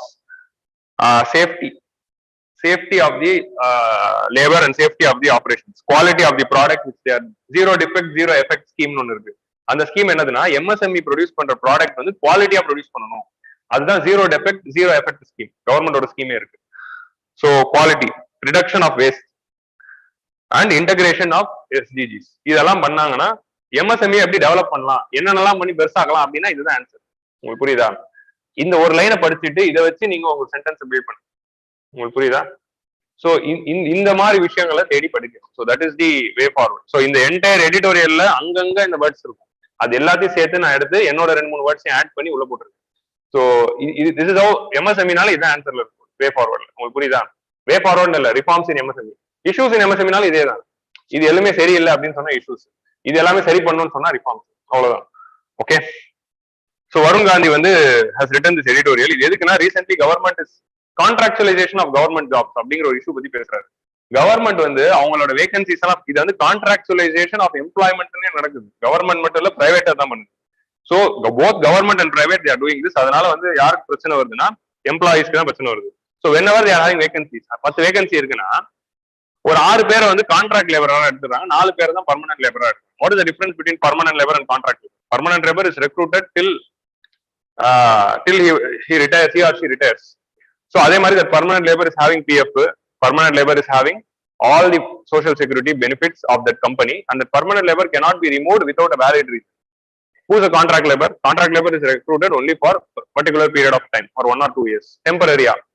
So என்ன பண்ணுவாங்க, 2 வருஷம் எடுப்பாங்க. 2 வருஷம் முடிக்கும் போது என்ன பண்ணுவாங்க, அதை எக்ஸ்டெண்ட் பண்ணி இன்னும் 2 வருஷம் ஆக்குவாங்க. அது முடிக்கும் போது என்ன பண்ணுவாங்க, இன்னும் எக்ஸ்டெண்ட் பண்ணி 2 வருஷம் ஆக்குவாங்க. அப்படி எக்ஸ்டெண்ட் பண்ணி 14 வருஷமாவே கான்ட்ராக்ட் லேபரர்ஸ் தான் நிறைய பேர் இருக்காங்க கவர்மெண்ட்ல. சோ பிரைவேட்லயும் இது நடக்குது. சோ அவங்களோட இன்டென்ஷன் என்னன்னா 2 வருஷம் இவங்களை வச்சுட்டு விடணுங்கிறது இல்லை. சோ இவங்களை பர்மனன்ட் லேபரா எடுத்துட்டா சோஷியல் செக்யூரிட்டி கொடுக்கணும், பெனிஃபிட்ஸ் கொடுக்கணும். சோ கான்ட்ராக்ட் லேபரா எடுத்துட்டா நம்ம கிட்ட பொறுப்பு இல்லை அப்படிங்கிறதுனால இந்த மாதிரி பண்ணி அவங்களால பர்மனண்டா வச்சுக்கிறாங்க. So this is contractualisation of workforce. இந்த கான்ட்ராக்சுவலைசேஷன் ஆஃப் ஒர்க் ஃபோர்ஸ்ங்கிற இஷ்யூல இன்னொரு டைமென்ஷன் இங்க என்னதுன்னா, இந்த கண்டினியூஸ் எக்ஸ்டென்ஷன்ஸ் இருக்குல்ல, எக்ஸ்டென்ஷன் இருக்கும்போது psychologically it will affect the people. என்ன சைக்கலாஜிக்கல் அஃபெக்ட்னா, நம்ம எப்போ வேணாலும் அந்த எக்ஸ்டென்ஷன், இப்போ ஃபார் எக்ஸாம்பிள் 2 வருஷம் கழிச்சு நமக்கு எக்ஸ்டென்ஷன் கிடைக்கணும் அப்படிங்கிற ஒரு எய்ம்ல அவங்க இன்செக்யூர்டா இருக்கிறாங்க. அதனால என்ன ஆயிடும், அவங்க வந்து கம்பெனிக்கு அகேன்ஸ்டா எதுவும் பண்ண மாட்டாங்க, கம்பெனி என்ன சொன்னாலும் கேட்பாங்க, எக்ஸ்ட்ரா ஹவர்ஸ் ஒர்க் பண்ணுவாங்க. ஏன்னா நம்ம மீறி பண்ணிட்டா நம்மள 2 வருஷம் தூக்கிடுவாங்களோ. சோ அதுவே ஒரு ஃபார்மல் லேபரா இருந்தா என்னவா இருந்தாலும் அவர் தான் இருக்க போறாரு. So that is the difference. So they can be exploited with the fear, and the fear factor will be there on that employee's mind. இது வந்து பிரைவேட்ல. இதுவே கவர்மெண்ட்ல இருந்ததுன்னா சென்ஸ் ஆஃப் ஓனர்ஷிப் இருக்காது. பொதுவா கவர்மெண்ட் சர்வன்ஸ் வந்து எப்படி இருப்பாங்கன்னா, நான் கவர்மெண்ட் சர்வன்ட், நான் மக்களுக்காக சேவை செஞ்சுக்கிட்டு இருக்கேன் அப்படிங்கிற ஒரு மனப்பான்மையில பப்ளிக் லைஃப்ல அவங்க லீட் பண்ணிட்டு இருக்காங்க. ஓகே. சோ நான் யாரையும் காக்க வைக்க மாட்டேன், லஞ்சம் வாங்க மாட்டேன், மக்களுக்கான வெல்ஃபேரை கொடுக்க போறேன் அப்படிங்கிற ஒரு எய்ம் தான் சிவில் சர்வெண்டோட எய்ம். கரெக்டா? சரி, ஏங்க சரி, அப்படி இருக்கிற பப்ளிக், அதுதான் வந்து பப்ளிக் சர்வீஸ்ன்னு சொல்றோம். ஏன் பப்ளிக் சர்வீஸ்ன்னு சொல்றோம், சிவில் சர்வீஸ்ன்னு சொல்றோம்? இதுக்காக தான். சோ இவங்களெல்லாம் கான்ட்ராக்ட் லேபரா எடுக்கும்போது அவங்க அந்த சென்ஸ் ஆஃப் ஓனர்ஷிப் இருக்காது. நம்ம கவர்மெண்ட்காக வேலை செய்யறோம், மக்களுக்காக வேலை செய்யறோம் அப்படிங்கிறது இல்லாம அவங்க வேலை செய்வாங்க. சோ அதனால அவங்களை வந்து பர்மனன்ட் லேபரா எடுக்கும்போது தான் அவங்க சிவில் சர்வெண்ட்ங்கிற உணர்ச்சி அவங்களுக்கு வருது. ஆல்ரெடி பர்மனண்டா அப்படிதான் இருக்காங்கன்றீங்களா? சோ அதுதான் வந்து இன்னொரு டைமென்ஷன். ஆன்சர் ரைட்டிங் இப்படிதான் எழுதும். உங்களுக்கு புரியுதா? சோ கான்ட்ராக்சுவலைசேஷன் ஆஃப் லேபர்ல இந்த ஒரு மேஜர் இஷ்யூஸ் இருக்கு. சோ இந்த மாதிரி பர்மனன்ட் லேபர் பண்றதுல கான்ட்ராக்சுவல் லேபர் பண்றதுனால social security benefits, at the same time government என்ன பெனிஃபிட், பென்ஷன். சோ அது ஆல்ரெடி நிறைய இடத்துல பண்றாங்க. சூவேஜஸ்ல, கார்பரேஷன் ஜாப்ஸ், முனிசிபாலிட்டி ஜாப்ஸ், இந்த கிளீன் பண்ற ஜாப்ஸ் இருக்குல்ல, sewage treatments and all those things, sweepers job, எல்லாமே கான்ட்ராக்ட் லேபர்ஸ் தான். So for example take tower பார்க்க பாத்துக்கிற 5 பேருமே வந்து கான்ட்ராக்ட் லேபரர்ஸ் தான். ஆனா அவங்க பேருக்கு கார்பரேஷன் ஆஃப் சென்னைன்னு இருக்கும். ஆனா அவங்க கார்பரேஷன் லேபரர்ஸ் இல்ல, கவர்மெண்ட் எம்ப்ளாயிஸ் இல்ல, கார்பரேஷன் ஆஃப் சென்னைக்கு வேலை செய்யற கான்ட்ராக்ட் லேபரர்ஸ். சோ அவங்களை வந்து எக்ஸ்டெண்ட் பண்ணிட்டே இருக்காங்க. சோ அது இப்போ அது கவர்மெண்ட் எம்ப்ளாயா இருந்தா அவங்களுக்கு மினிமம் வேஜ் வந்துடும். So contractualisation of government job. So இப்போ ரீசெண்டா கொண்டு வந்த அக்னிபத் ஸ்கீமுமே வந்து கிட்டத்தட்ட அதுக்கு தான் போகுது. ஏன்னா கவர்மெண்ட் பென்ஷன் பர்டனை ரிமூவ் பண்றதுக்காக அவங்களே இப்போ கான்ட்ராக்ட் 4 வருஷம் கான்ட்ராக்ட் தானே. ஸோ மிலிட்ரியே 4 வருஷம் கான்ட்ராக்ட் ஆக்கிடுறாங்கிற மாதிரி அதுதான் டிஸ்கஸ் பண்ணும். சென்ஸ் ஆஃப் ஓனர்ஷிப் இருக்காது ஆர்மிக்கு வர்ற சோல்ஜர்ஸ்க்குங்கிற மாதிரி we were discussing. ஸோ இது வந்து ஒரு நல்ல data actually. there is happening 1 suicide per hour. So every hour there is suicide is happening in India according to National Crime Records Bureau because of joblessness, poverty and bankruptcy. பணம் இழந்ததுனாலையும் poverty and joblessnessனால suicide is happening every 1 hour. இது வந்து ஒரு முக்கியமான ஒரு data. You can use it anywhere wherever you want. National Crime Records Bureau. So இதுல வேலையின்மை and poverty அப்படிங்கிறது ஒரு முக்கியமான விஷயம். So இது வந்து இன்னொரு டேட்டா கான்ட்ராக்சுவலைசேஷன் தான். இந்த 2 டேட்டா வந்து ஆன்சர் ரைட்டிங்கு தேவை. 2000 contract laborers from Haryana and Delhi government hospitals were laid off and terminated in 2022 and 83,000 panchayat officials in Assam in contract for 12 to 14 years. So 8,300 panchayat officials வந்து அசாம்ல 14 வருஷமா contract ஒர்க்லயே இருக்காங்க. இப்படி 2 வருஷமா extend பண்ணி.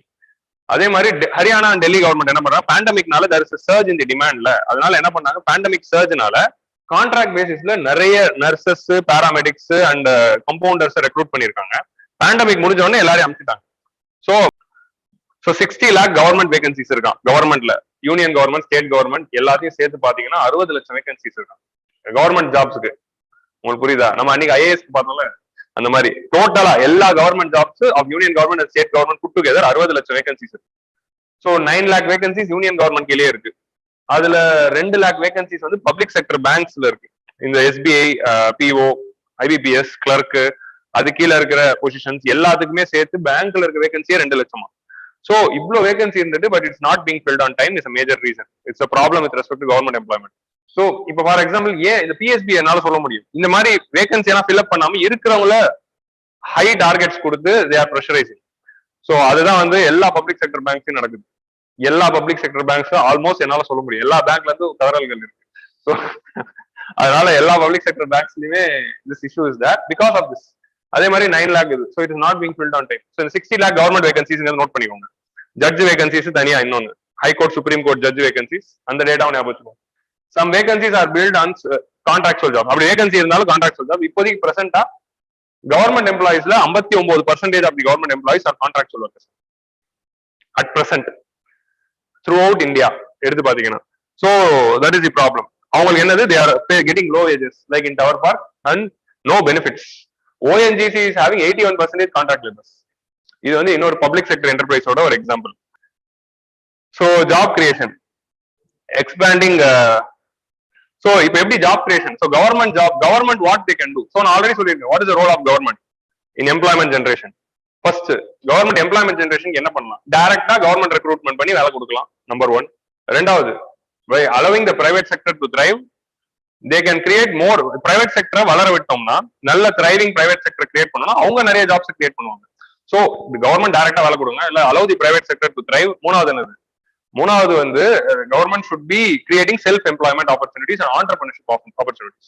So self employment and entrepreneurship create பண்ணும்போது அது வந்து அந்த இண்டிவிஜுவலுக்கு ஒரு ஜாப் ஆகும். ஃபியூச்சர்ல that will be a job creation notion ஆகும். So either give direct jobs or support the private sector to create more jobs or create self employment opportunities.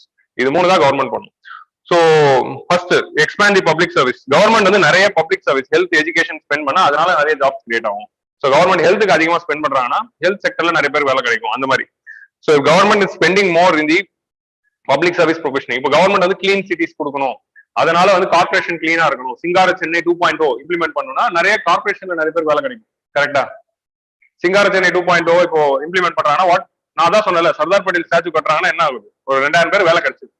So அதுதான் இங்க மீன் பண்றேன். So more government is spending, the more employment is going to be created. So government public சர்வீஸ்க்கு spend பண்ணுங்க. Okay, public சர்வீஸ்னா delivery of transportation, mobility, sewage treatments, இந்த மாதிரி விஷயங்கள், metro water, all this things, renewable energy. So அதுக்கப்புறம் என்னென்ன சொல்றாரு, government எதெல்லாம் ஃபோக்கஸ் பண்ணலாம், இதெல்லாம் ஃபோக்கஸ் பண்ணா நிறைய எம்ப்ளாய்மெண்ட் ஆப்பர்ச்சுனிட்டி கிரியேட் பண்றதுக்கு வாய்ப்பு இருக்கு அப்படிங்கிறதுக்கு 3 செக்டர் சொல்றாரு. ஒன்னு, ரெனியூபிள் எனர்ஜில rooftop solar, manufacturing of panels and end use services of solar. Solar panel technician, அது ஆல்ரெடி சோலார் மித்ரான்னு ஒரு ஸ்கீம் கூட இருக்கு. ஸோ இது எல்லாத்தையும் ஒழுங்கா இம்ப்ளிமெண்ட் பண்ணா ஃபியூச்சர் இதுதான். ஸோ சோலார்ல தான் ஃபியூச்சர் போகுதுன்னா இந்த செக்டர்ல நிறைய வேலை வாய்ப்புகள் கிரியேட் பண்ணுங்க, அவங்க லாங் டர்ம் எம்ப்ளாய்மெண்ட் இருக்கும். Waste management is another area. Waste மேனேஜ்மெண்ட்டை கவர்மெண்ட் ஃபோக்கஸ் பண்ணி செலவு பண்ணி, like solid waste and liquid waste management, அதே மாதிரி ஸ்வீப்பிங் அந்த job. So treatment plants, dry waste collection and micro composting. So in the areas வந்து like if government is constructing more treatment plants, solid waste and liquid waste treatment plants பண்றதுனால water pollution குறையும். At the same time அந்த recycled grey water நீங்க recycle பண்ணி use பண்ணலாம். At the same time அப்படி ஒரு treatment plan கட்டும்போது employment create ஆகும், பர்மனண்டா அங்க ஒரு போஸ்டிங்ஸ் வரும். ஸோ இந்த மாதிரி இதுல நீங்க ஒரு பப்ளிக் இப்போ ரெனியூபிள் எனர்ஜில சோலார் அப்படிங்கிற ஃபோக்கஸ் பண்றதுனால long term employment opportunity with environmental potential. So focusing on waste management, employment plus environment. அதே மாதிரி push for adoption of e vehicles develop பண்றதுனால வெஹிக்கிள் சார்ஜிங் ஸ்டேஷன் வரும்போது அதுல ஒரு பெட்ரோல் பங்க்ல ஒரு 10 பேர் வேலை கிடைக்குதுல்ல. So at the same time கிரீனா இருக்க போகுது, ஸோ கிரீன் ஜாப்ஸா இருக்க போகுது. ஸோ அந்த மாதிரி urban forestry and farming like Tower பார்க்ல அர்பன் அந்த மியாவாக்கி ஃபாரஸ்ட் ஒன்று வச்சிருக்காங்க உள்ள, அதுக்கு அந்த 3 பேர் தான் தண்ணி ஊற்றணும். அவங்க எப்படி போய் அவங்க இதுதான் சொல்றேன், அவங்க எப்படி போய் ஆர்வமா அந்த மரத்தை பாத்துக்கணும், அந்த மரத்தை நம்ம வளர்க்கணும் அப்படிங்கிற அந்த ஓனர்ஷிப் எப்படி வரும் சொல்லுங்க. உங்களுக்கு புரியுதா நான் என்ன சொல்றேன்னு? If their situation is like that, how they will take care with full responsibility. So அதுதான் எங்க பிரச்சனை டவர் பார்க்ல. So urban forestry and farming பண்றதுனால இந்த பாயிண்ட் படிக்கும் போது தான் எனக்கு டவர் பார்க்கோட இதை லிங்க் பண்ணோன்னே ஞாபகம் வந்து. ஸோ டவர் பார்க்ல இதுதானே நடக்குதுன்னு. So gardening and nursery, okay. So இந்த மாதிரி ஏரியாஸ்ல கவர்மெண்ட் ஃபோக்கஸ் பண்ணா நிறைய ஜாப் கிரியேஷன் வரும் அப்படிங்கிறது தான் ஆர்குமெண்ட். ரைட் சைஸ், ஸோ இங்க வே ஃபார்வர்ட்.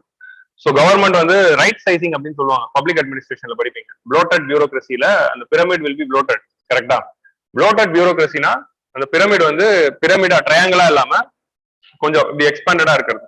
ஸோ அந்த ப்ளோட்டட் பியூரோக்ரஸியை குறைச்சி ரைட் சைசிங் பண்ணாலே கொஞ்சம் எஃபிஷியன்ட் ஆகும். தேவையில்லாத இடத்துல நிறைய பேர் வேலை செய்வாங்க, தேவை உள்ள இடத்துல கவுண்டர்ல ஒருத்தர் தான் இருப்பாங்க. So right sizing of the government jobs, more doctors, more teachers and more engineers. இந்த மாதிரி ஆளுங்களை நிறைய கவர்மெண்ட் குள்ள எடுத்துட்டா மோர் டாக்டர்ஸ்னா மோர் ஹெல்த், மோர் டீச்சர்ஸ்னா மோர் எஜுகேஷன், மோர் இன்ஜினியர்ஸ்னா குட் இன்ஃப்ராஸ்ட்ரக்சர், அப்படி வந்துடும். For efficient delivery of public service, public goods and services அப்படி பண்ணுங்க அப்படின்னு இவர் சொல்றாரு. இது எல்லாமே கற்பனைங்கிற மாதிரி கடைசியில நம்ம நீ எழுதுற ரிஃபார்ம்ஸ் பூராவும் கற்பனை தாங்கிற மாதிரி தான் நம்ம ரிஃபார்ம்ஸ் எழுதிட்டு இருக்கோம். So last editorial and very light editorial நல்லா இருந்தது. ஆக்சுவலி இந்த எடிட்டோரியல் வந்து இன்ட்ரெஸ்டிங் டு ரீட், நல்லா இருந்தது படிச்சீங்களா? இது படிக்கிற இந்த எடிட்டோரியல் பார்த்தானே இது சிலபஸ்ல இருக்குன்னு உணர்ந்தீங்களா? படிச்ச உடனே அதுல ஒன்னும் பாயிண்ட் இல்லைங்கிறது படிச்ச உடனே தான் தெரிஞ்சது. பட் இது சிலபஸ்ல இருக்குன்னு உணர்ந்து எத்தனை பேர் படிச்சீங்க? சந்தோஷம். ஓகே. ஸோ நமக்கு GS1ல வந்து we are having personalities.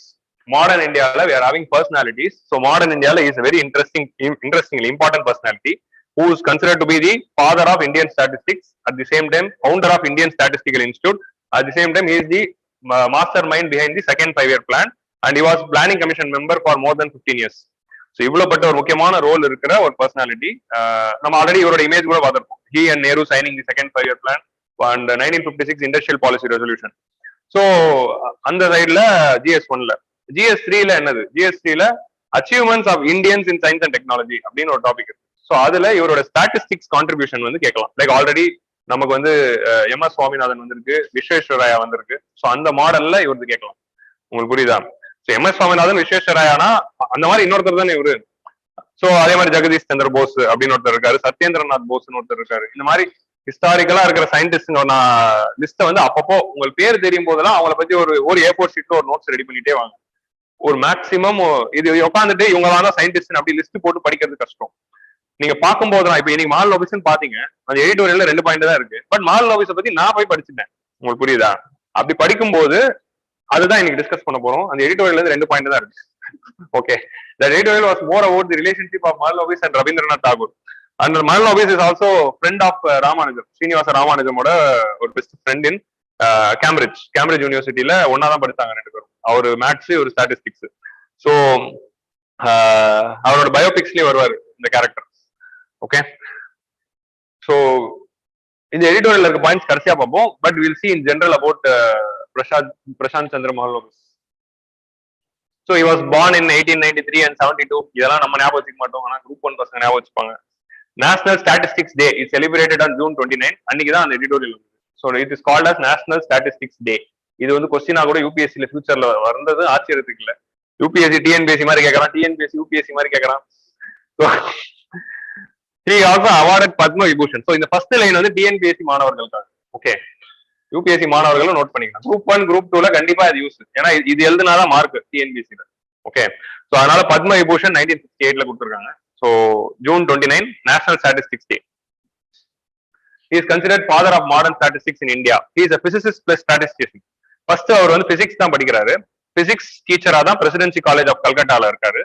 So பிசிக்ஸ்ல இன்ட்ரெஸ்டடா இருக்கும்போது அவருடைய பிசிக்ஸ்ல இருக்கிற ஒரு தியரிக்கு சால்வ் பண்றதுக்கு அவருக்கு வந்து ஸ்டாட்டிஸ்டிக்ஸ் வச்சு தேவைப்படும். நிறைய டேட்டா இருந்தது. அந்த டேட்டாவை ஆர்கனைஸ் பண்ணணும்னு நினைக்கும் போது இது நல்லா இருக்கே அப்படின்னு தோணி ஸ்டாட்டிஸ்டிக்ஸ் படிச்சிருக்காரு. இது என்ன பண்றதுன்னு யோசிச்சுட்டே இருக்கும்போது ரவீந்திரநாத் தாகூர் வந்து எட்டி பார்த்திருக்காரு. ஓ ஸ்டாட்டிஸ்டிக்ஸ் வருமா, இது நல்லா இருக்கு, நல்லா ஸ்டாட்டிஸ்டிக்ஸ் பண்றேன், நீ ஸ்டாட்டிஸ்டிக்ஸ் படிக்கூடாது அப்படின்னு சொன்னோன்னு அப்படியா நான் படிக்கிறேன் அப்படின்ட்டு ஸ்டாட்டிஸ்டிக்ஸ் போய் படிச்சுட்டு வந்து அதுல மொக்கானா இருக்காரு. ஓகே, நான் ரொம்ப பண்ணியா சொல்றேன், பட் இது இப்படிதான் நடந்தது. நான் ஒரு கற்பனையோட சொல்றேன். Started teaching physics at Presidency College in Calcutta. He was also the meteorologist of Alipore Observatory. Alipore Observatory in Calcutta. Alipore conspiracy case அப்படின்னு வரும். அலிப்போர் அவங்க ரீஜன்ல மீட்டரலாஜிக்கல் வானிலை ஆராய்ச்சி மையத்துல இவர் வந்து ஒன் ஆஃப் தி பிசிசிஸ்டா இருக்காரு. ஓகே, அந்த அப்சர்வேட்டரியில மெட்ரோலாஜிஸ்டா இருக்காரு. So because is a physicist first. So அது வந்து ஒரு முக்கியமான விஷயம். 1922 to 26. நெக்ஸ்ட் வந்து ஃபவுண்டட் இந்தியன் ஸ்டாட்டிஸ்டிக்கல் இன்ஸ்டியூட். அவர் போயிட்டு வந்து பராநகர் நியர் கல்கட்டா.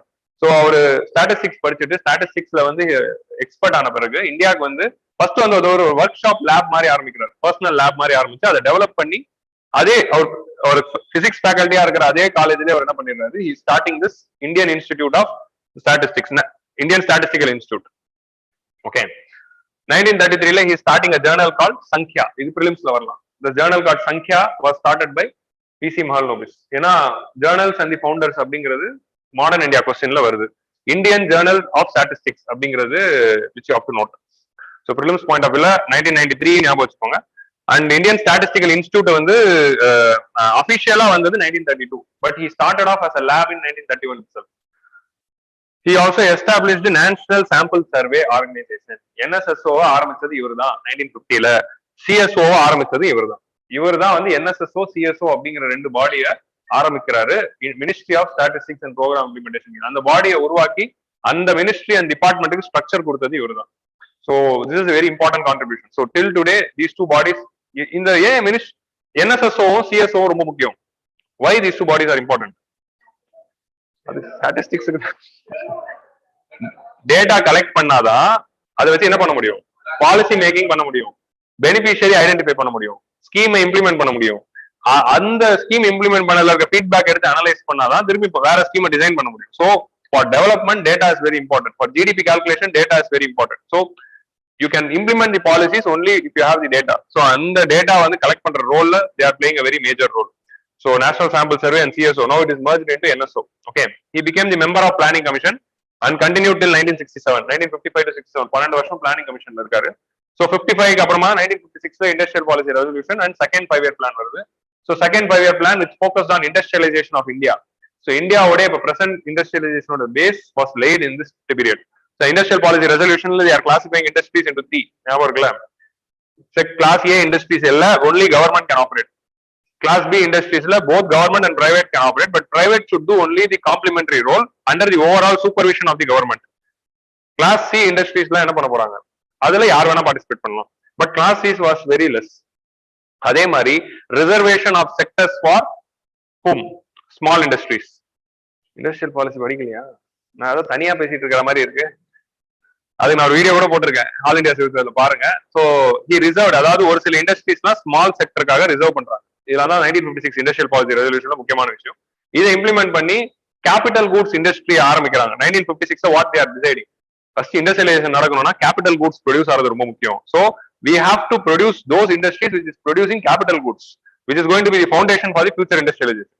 So அந்த capital goods industry, heavy metal industry, heavy industries in India full ஆரம்பிக்கிறதுக்கு HMT or Bharat Heavy Electrics, BEL, Bharat Electrics Limited, இந்த மாதிரி ONGC இது எல்லாமே ஆரம்பிக்கிறது இங்க. ONGC is also capital good தானே. So you are taking the crude oil. So all those things was planned after second 5-year plan. He pioneered the method. So இப்போ இது வரைக்கும் பார்த்தது ஜெனரலா மாடர்ன் இந்தியால அவரோட கான்ட்ரிபியூஷன்ஸ் அப்படின்னு வச்சுக்கலாம். இது வந்து இன்னும் சயின்ஸ் டெக்னிக்கலா வரல, பட் இதையும் எதை கேட்டாலும் பேப்பர் 1ல கேட்டாலும் 3ல கேட்டாலும் இதே தான் எழுத போறோம், அதுல மாற்று கருத்து இல்ல. பேப்பர் 3ல கேட்டா ஸ்டாட்டிஸ்டிக்ஸ் மேட்டரை ஃபர்ஸ்ட் போட்டு மிச்ச மேட்டரை கீழே போடணும். பேப்பர் 1ல கேட்டா நேஷனல் பில்டிங்கை மேல போட்டு ஸ்டாட்டிஸ்டிக்ஸை கீழே போடணும், அவ்வளவுதான். ஆனா இதே தான் எழுத போறோம். நீங்க இப்படி இருக்கக்கூடாது. பேப்பர் 3ல கேட்டா நான் வெறும் ஸ்டாட்டிஸ்டிக்ஸ் தான் எழுதுவேன், பேப்பர் 1ல கேட்டா நான் வெறும் பிளானிங் கமிஷன் அதுதான் எழுதுவேன். அது கிடையாது, எல்லாத்தையும் எழுதணும். ஓகே, சோ அவர் வந்து ரெண்டு விஷயத்த வந்து கண்டுபிடிக்கிறார். சோ வை இஸ், அதாவது he is considered to be the person who mastered the skill of sample survey. Sample survey அப்படிங்கிற கான்செப்டை பாப்புலரைஸ் பண்ணி வேர்ல்டு வைடா ஸ்ப்ரெட் பண்ணது இவர் தான். ஸோ இவர் தான் சாம்பிள் சர்வே எடுத்து அந்த ஒரு சாம்பிளை மட்டும் நம்ம சர்வே எடுப்போம். அந்த சர்வே மூலமா we can find the data, contemplate the data for the entire nation.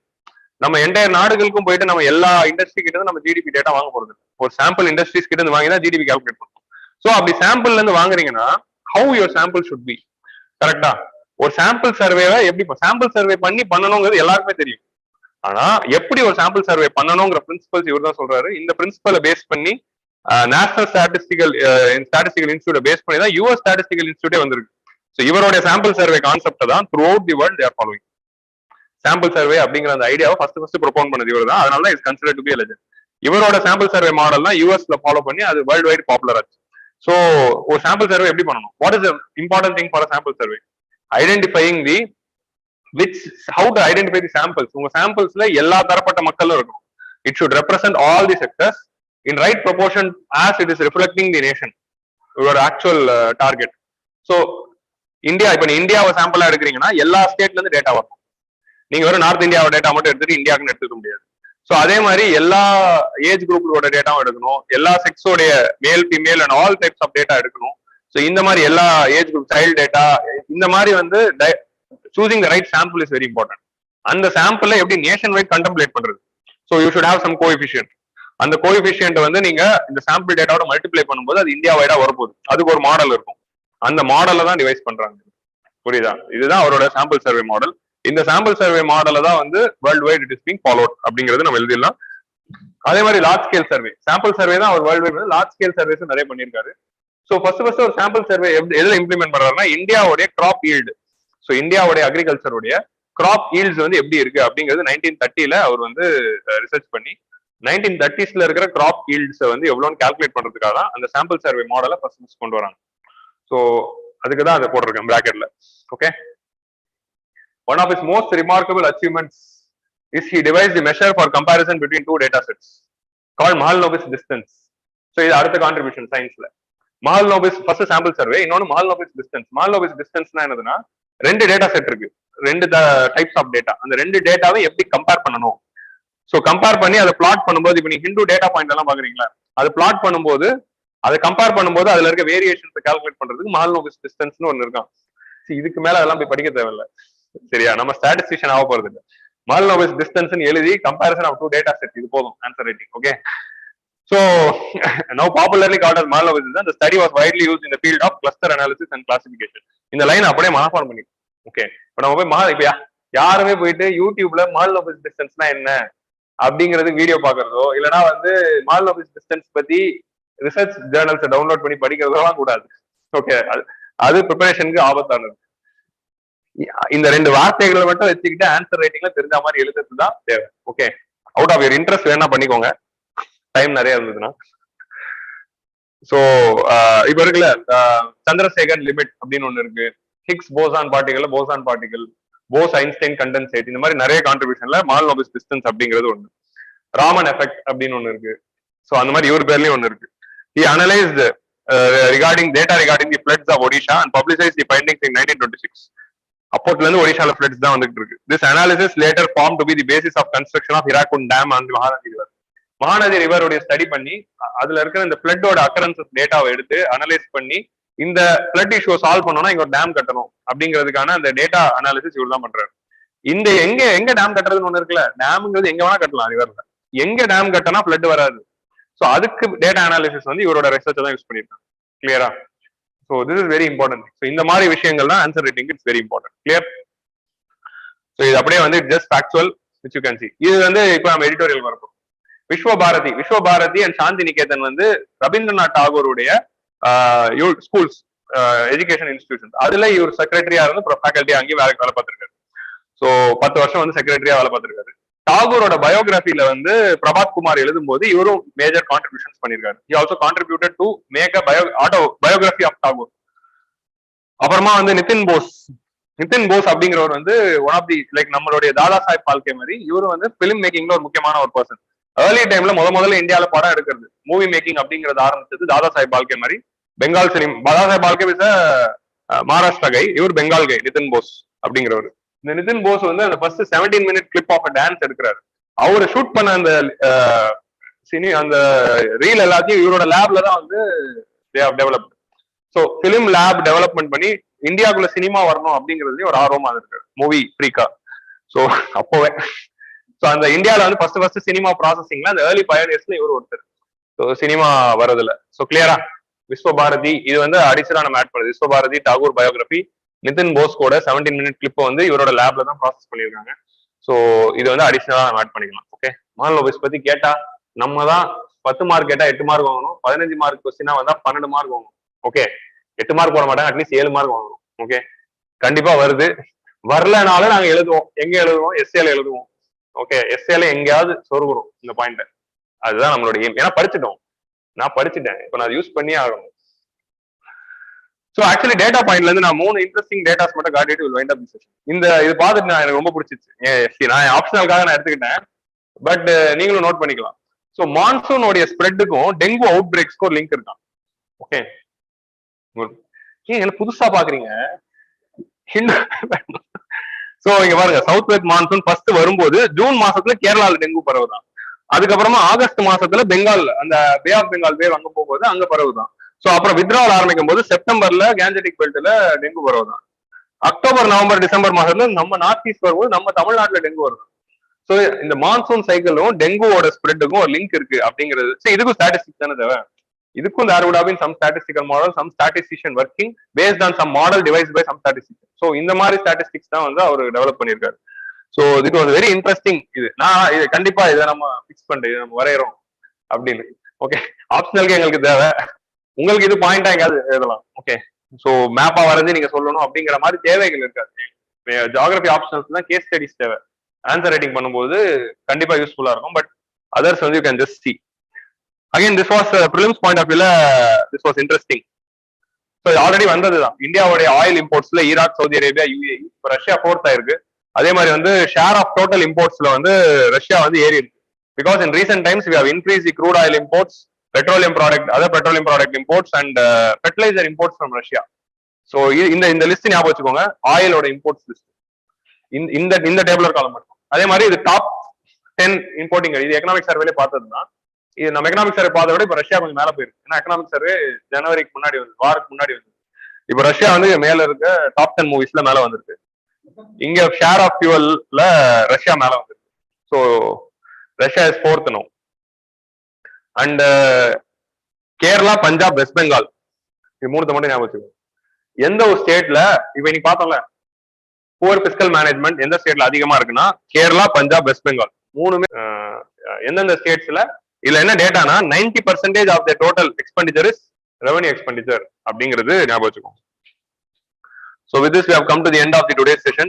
So thank you. If you are having any doubts, you can ask me. Doubts or questions?